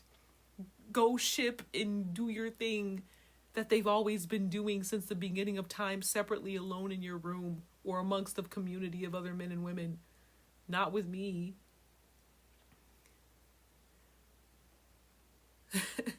The Botsy app, not exactly the greatest platform to do so. Twitter is the most evil app possible. Genuinely the most chronically online. Congregate on it. Yep. Congregate on it. That is totally true. I think it's more of a matter of ignorance, but like, I'm not in the know. Yep, I think it is ignorance. When it comes to like that type of stuff, like even if you are somebody who is eager to have like inclusion in your stories, which Kay Urana has done a lot by that, like having Black characters in her story. It doesn't mean you're knowledgeable about like everything that's offensive and that's like, what do you call it? I was gonna say unsavory, but it's just because I'm thinking about food. I'm kind of hungry. Distasteful, there we go. I mean, you're not gonna know everything about Black people. Like, I don't expect you to. But when something happens and you do something, I'm gonna be like, yeah, that wasn't very great of you to do that. Yeah, I can see why people are saying, hey, maybe not. I can see it. But more than that, I think it's just a collection of things that led Kay Urana to delete her Twitter. I think it was just a collection of just a whole bunch of BS. So yeah. People are crazy. I don't know how people get on Twitter every day. Matter of fact, I remember, okay, last comment, I promised. I made a Twitter because I was like, okay, I want to be more engaged with the visual K community. Mistake. Oh my God, I'm going to tell you guys what people were doing. It makes me so mad. Hold the thought. I'm gonna try to remember, guys. If I don't remember and come back to this point of what people were doing on Twitter that set me off. See, I'm already forgetting. Dang it! Now that I'm on that, I can't even remember what I was gonna say before. Okay, no, I do remember what I was gonna say before. Okay, Twitter has so much fuel for ideas for creating videos. So one of the reasons why like I got on Twitter is because, okay, I want to be up to date with things that are happening with a lot of visual K bands, a lot of the younger generation, which they're better at keeping up because they don't have lives. A lot of the younger generation is good at keeping up with what's happening in the world because they have more free time than me, an adult with a lot of adult responsibilities. That is the correct way to present that. They have more time on their hands, so they're able to keep up with stuff. And I listen to the younger kids. I listen to what they're like listening to, and the teenagers. I listen to it, young adults, and they keep me informed. Okay. I got on Twitter because of that. I was like, okay, a lot of bands are here, a lot of fans are here, and there's always things happening in different discussions. It'll also give me ideas of what to talk about on my channel so I can be in the know, so I can have discussions. Oh my God, stressful every single day. How can you find problems with Visual K every single day? How can you create problems? You know what they were doing? They were photoshopping and shipping Toshiya with Sakurai. And Toshiya had come out and said that him and Sakurai had like a pretty close relationship, and people were shipping them romantically. romantically, and like photoshopping pictures of them together in the pictures together. Mind you, this isn't even that long after he's passed away. And you know, Toshiya, I think he'd had intentions on keeping the information private, but when I saw that, people being like, oh, they would have made such a great couple. Have you lost your mind? These are real people. Like, that was the final straw. I was just like, I can take a lot of things, but the amount of delusion and just complete disgusting behavior and treating bandmen like they're not people, like, I couldn't do it. And like I said, this was shortly after Sakurai passed away, and Toshiya had opened up in a state of mourning, and shared that they had a close relationship, which, you know, originally he hadn't really planned on sharing. And for you to just start shipping them and photoshopping them in pictures together, mind you, photoshopping them in pictures where Sakurai's younger, you know, because most of people's fascination with Sakurai is when he was younger, which I get it, he's very beautiful, but like when Sakurai's younger, but Toshiya is at a different age point, basically treating them like they're not people. Basically, I couldn't do it. I was just like, I can't emotionally. Every time I log on, I am disturbed. I actually don't have the heart for this, because it affects me, because I'm like, these are real people. This person's friend passed away, and you're photoshopping them together and like talking about how you wish they're so in love. Like, oh my God, it was awful. That's what pissed me off. So my intention was to be able to keep up with things that are happening in Visual K, which Twitter is really good for. It'll keep you up to date. It'll give you things to constantly talk about, but over my dead body. Never again. I was up to date, but it was like the most awful stuff every single day. How do they have something to talk about every single day that's god awful that you could never think of in the lowest levels of hell? Twitter's a cesspool. And it's been that way. I heard it got worse after the Musk dude bought it, but it's always been an awful place. I'm sure it's gotten worse, but it's always been an awful place. Like, since I've seen it.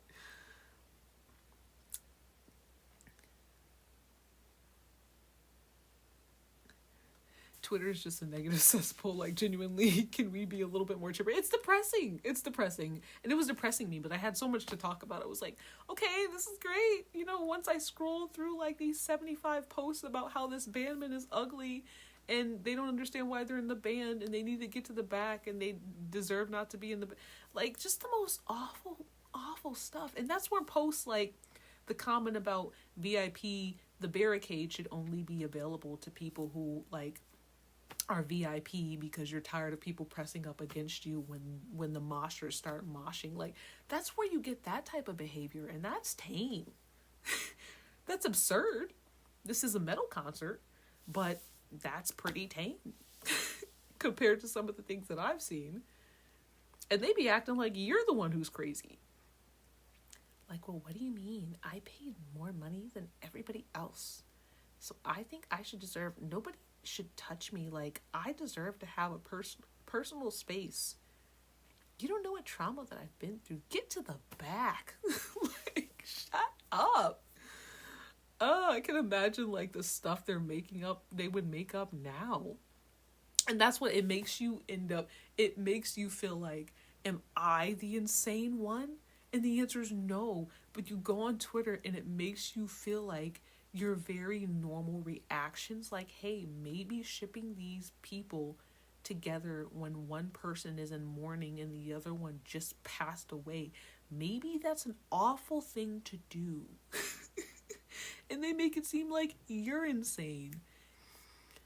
Make it seem like you're insane. And they'll give you arguments. They'll give you arguments to why you're insane and you're wrong, and they have the right to do whatever they want to, and shipping is a normal part of being into bandmen. Listen, I had a shipping phase. I did. For me, it was like Mana. It sounds weird now, but Mana and Gact was kind of into that. Who else? Was there? I remember I would watch music videos. That was bad. I would like to say it was very brief. Was it brief? I was into fan service compilations, but the shipping specific members, like being really into like two specific members, kind of engaging, that part was brief. But watching the compilations, that was not brief. That was middle school, man. That was middle school. Yeah, I get it, but I never like, it was personal, you know? And also, the person just passed away. Like, with context. These are bandmen just doing whatever the heck. Nothing major happened. I'm just shipping them, and I'm not posting it all over the internet saying, oh, they're so in love. I'm just like under the covers watching these compilations in my room. Like, oh. J-Rock fan service part 12. Is there another one? No, I think it was just Mana and Gact. Was I really?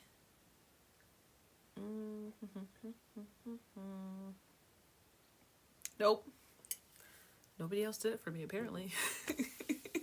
I was trying to think of some other groups. Oh, yeah. Uruha and Ruki. Yeah. It's all coming back. For me now, I don't like ship real people.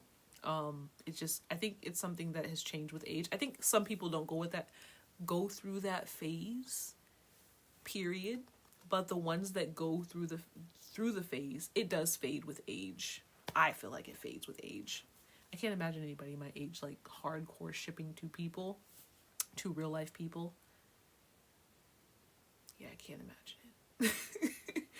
I was thinking about, I know it happens, but it's hard for me to imagine.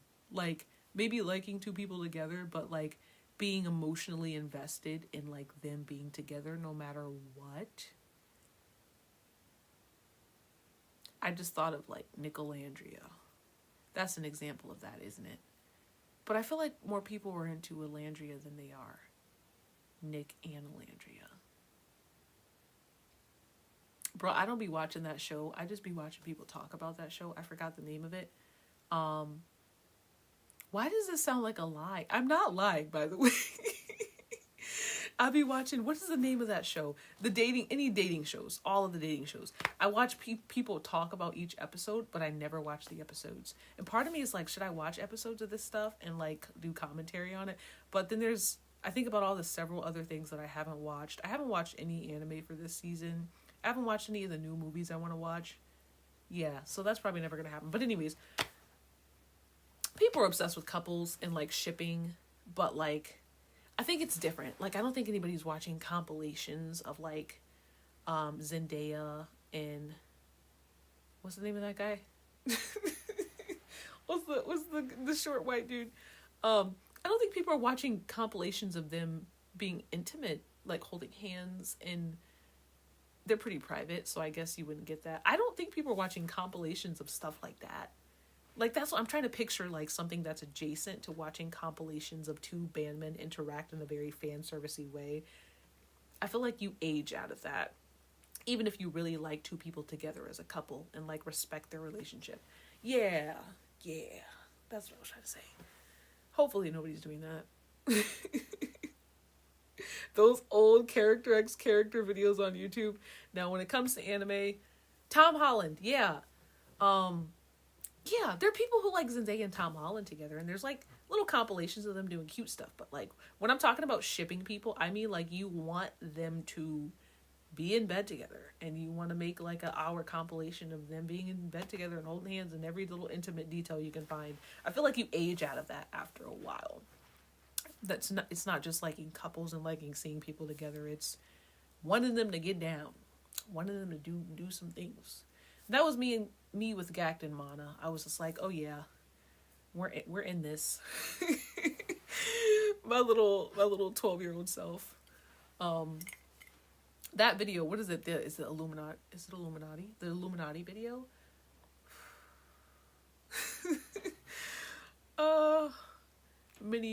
Many awakenings I had. That was one of them. Girls a Bear. My favorite is K-pop shipping videos because genuinely they're reaching for the stars. Okay, was there a K-pop video? I think I was into that for a little small period of time. Also, I did ship some of my teachers in high school. I will confess. I shipped my psychology teacher and then a math teacher that I never had. They had such a great relationship. I think it's just because my psychology teacher was hot and he just... Anyways. Give me a second. Recalibrating. Okay, so K-pop. Did I have any...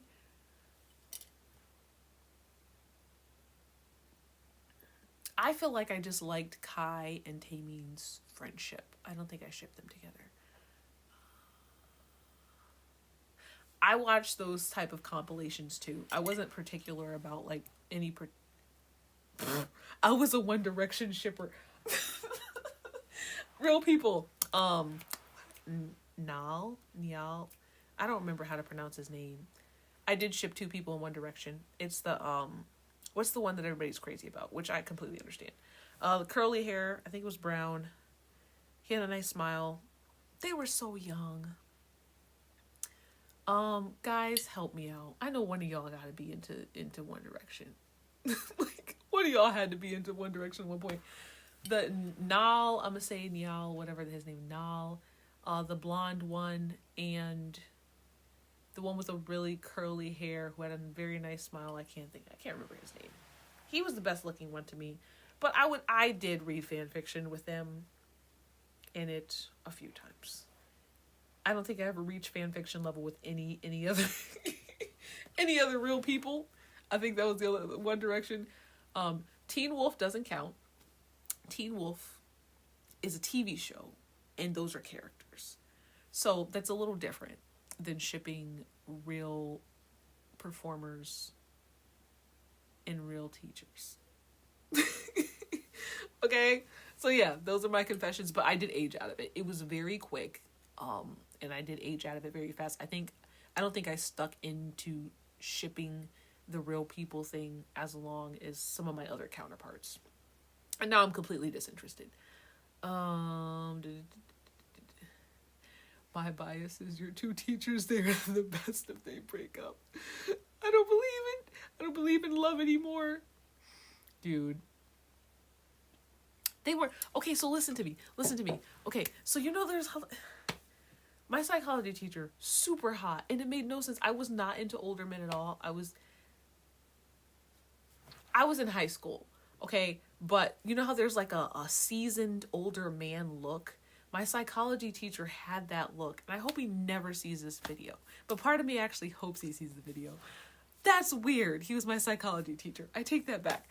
God, he was hot.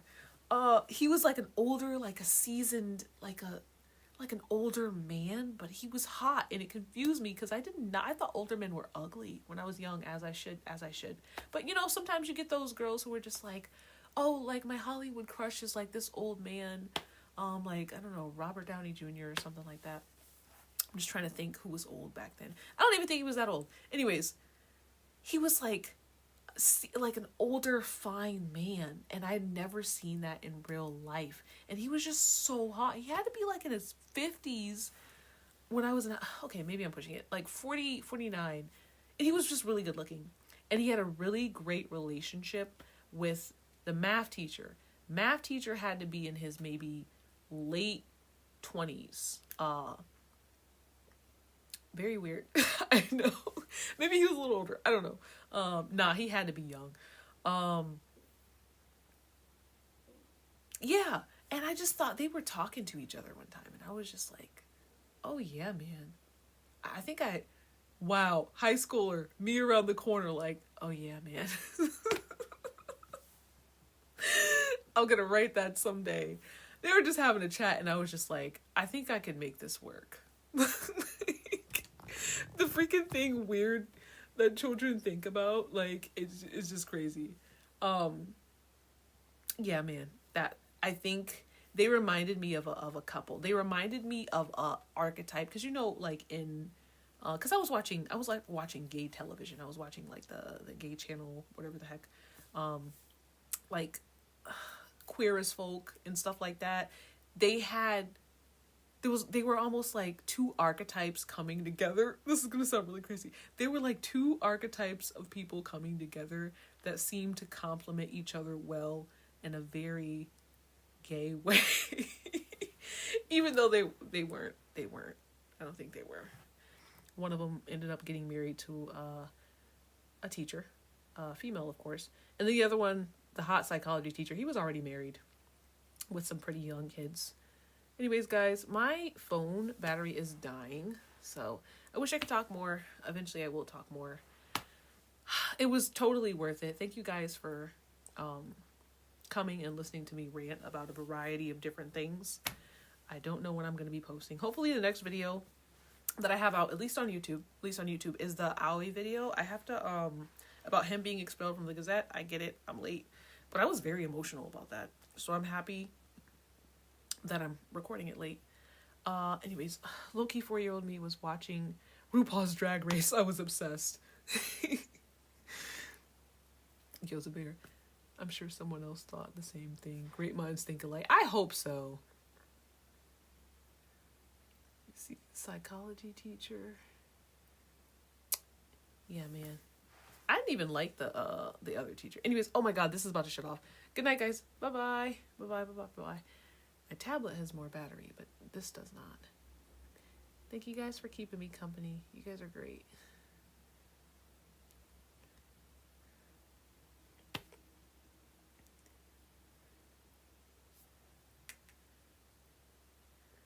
Da, da, da, da, da, da. Okay, YouTube, still live. Let me see, do I have to say any? I already spoke my piece. If you're late, I talked about, I'm not going to talk about everything all over again, but somebody made a comment on about how like 99% of modern visual K bands aren't real visual K. I commented on that in the beginning of the video, so you don't want to miss that, because I do have some stuff to say. I need to do a revisit of visual K bands. VK is dead. I need to do a revisit of that, because my emotions on that has changed quite a bit. Also check out Deva Ed, so they don't starve and not make enough money to continue their projects, so I can one day go to Japan and see them. Please buy their singles. Please buy their albums. If you're in Japan or plan on going to Japan, go see a show. Support them, because I want them to be around for a long time. The fact that they've lasted this long, but they don't have like a whole bunch of gya at their shows, is wild to me. And yeah, that's all I have to say. I'm so happy I decided to do a live. I was seriously like, ooh, am I gonna have it in me? And I had it in me, thanks to my strawberry dragon fruit refresher with green tea from Dunkin' Donuts. So yeah, guys, good night, guys. Hopefully people weren't commenting, because I can't see my comments. Matter of fact, maybe I should try to see if that works. I'm going to fiddle with this and listen to some stuff. But if you're still there, this is the end of the live. I'm going to fiddle with this for just a little bit to see if I'm going crazy and my chat actually does work and I've been ignoring it this whole time. So don't mind me.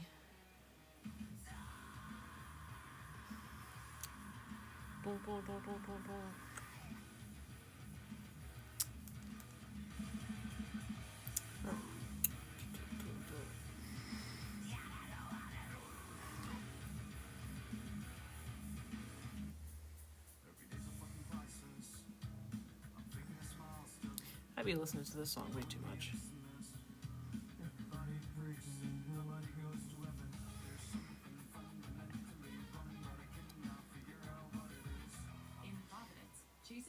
No.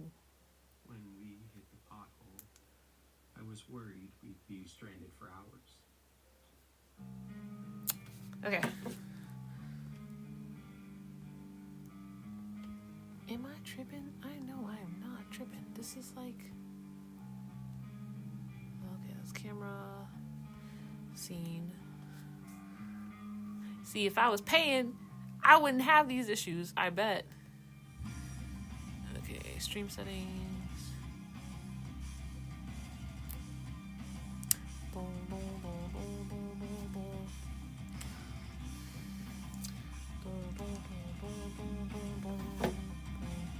Okay, chat height. But it's not connected.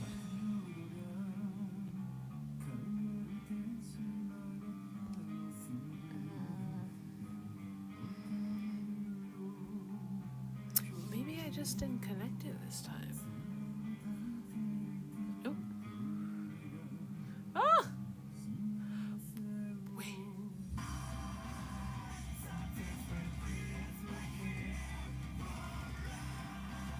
Okay, overlay. Okay, that's 2 months ago. That's not it.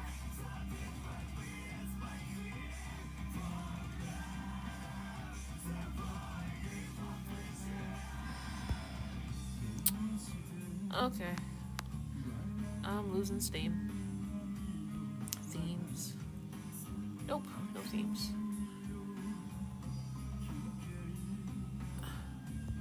I guess it is what it is. Sorry if anybody was saying anything.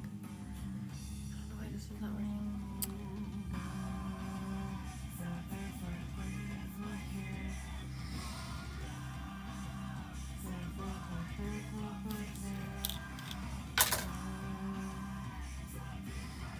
What does that do?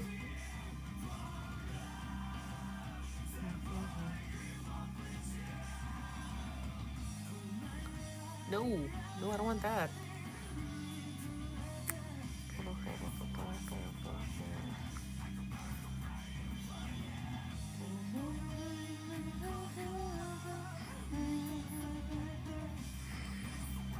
Can I get rid of that? Okay.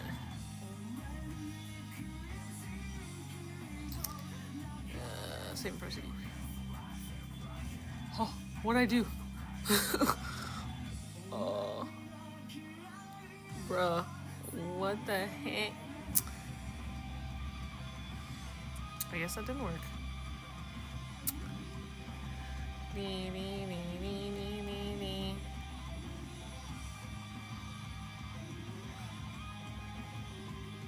Oh. I give up. Okay, I give up. Throw it in the top. Good night, you guys. For anybody who's still here. Hopefully I'll just pay for Streamlabs.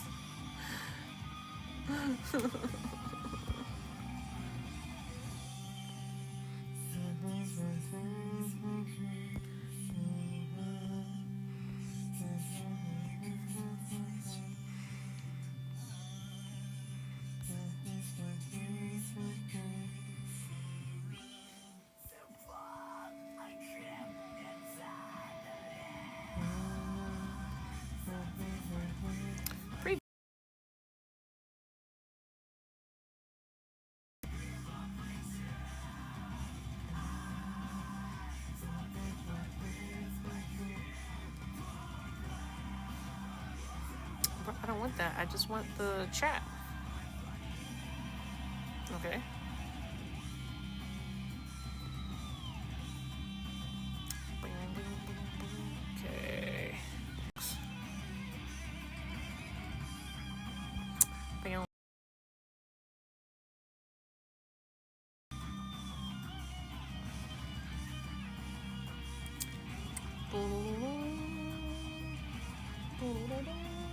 Yep. All right. Shut this off. It's not working.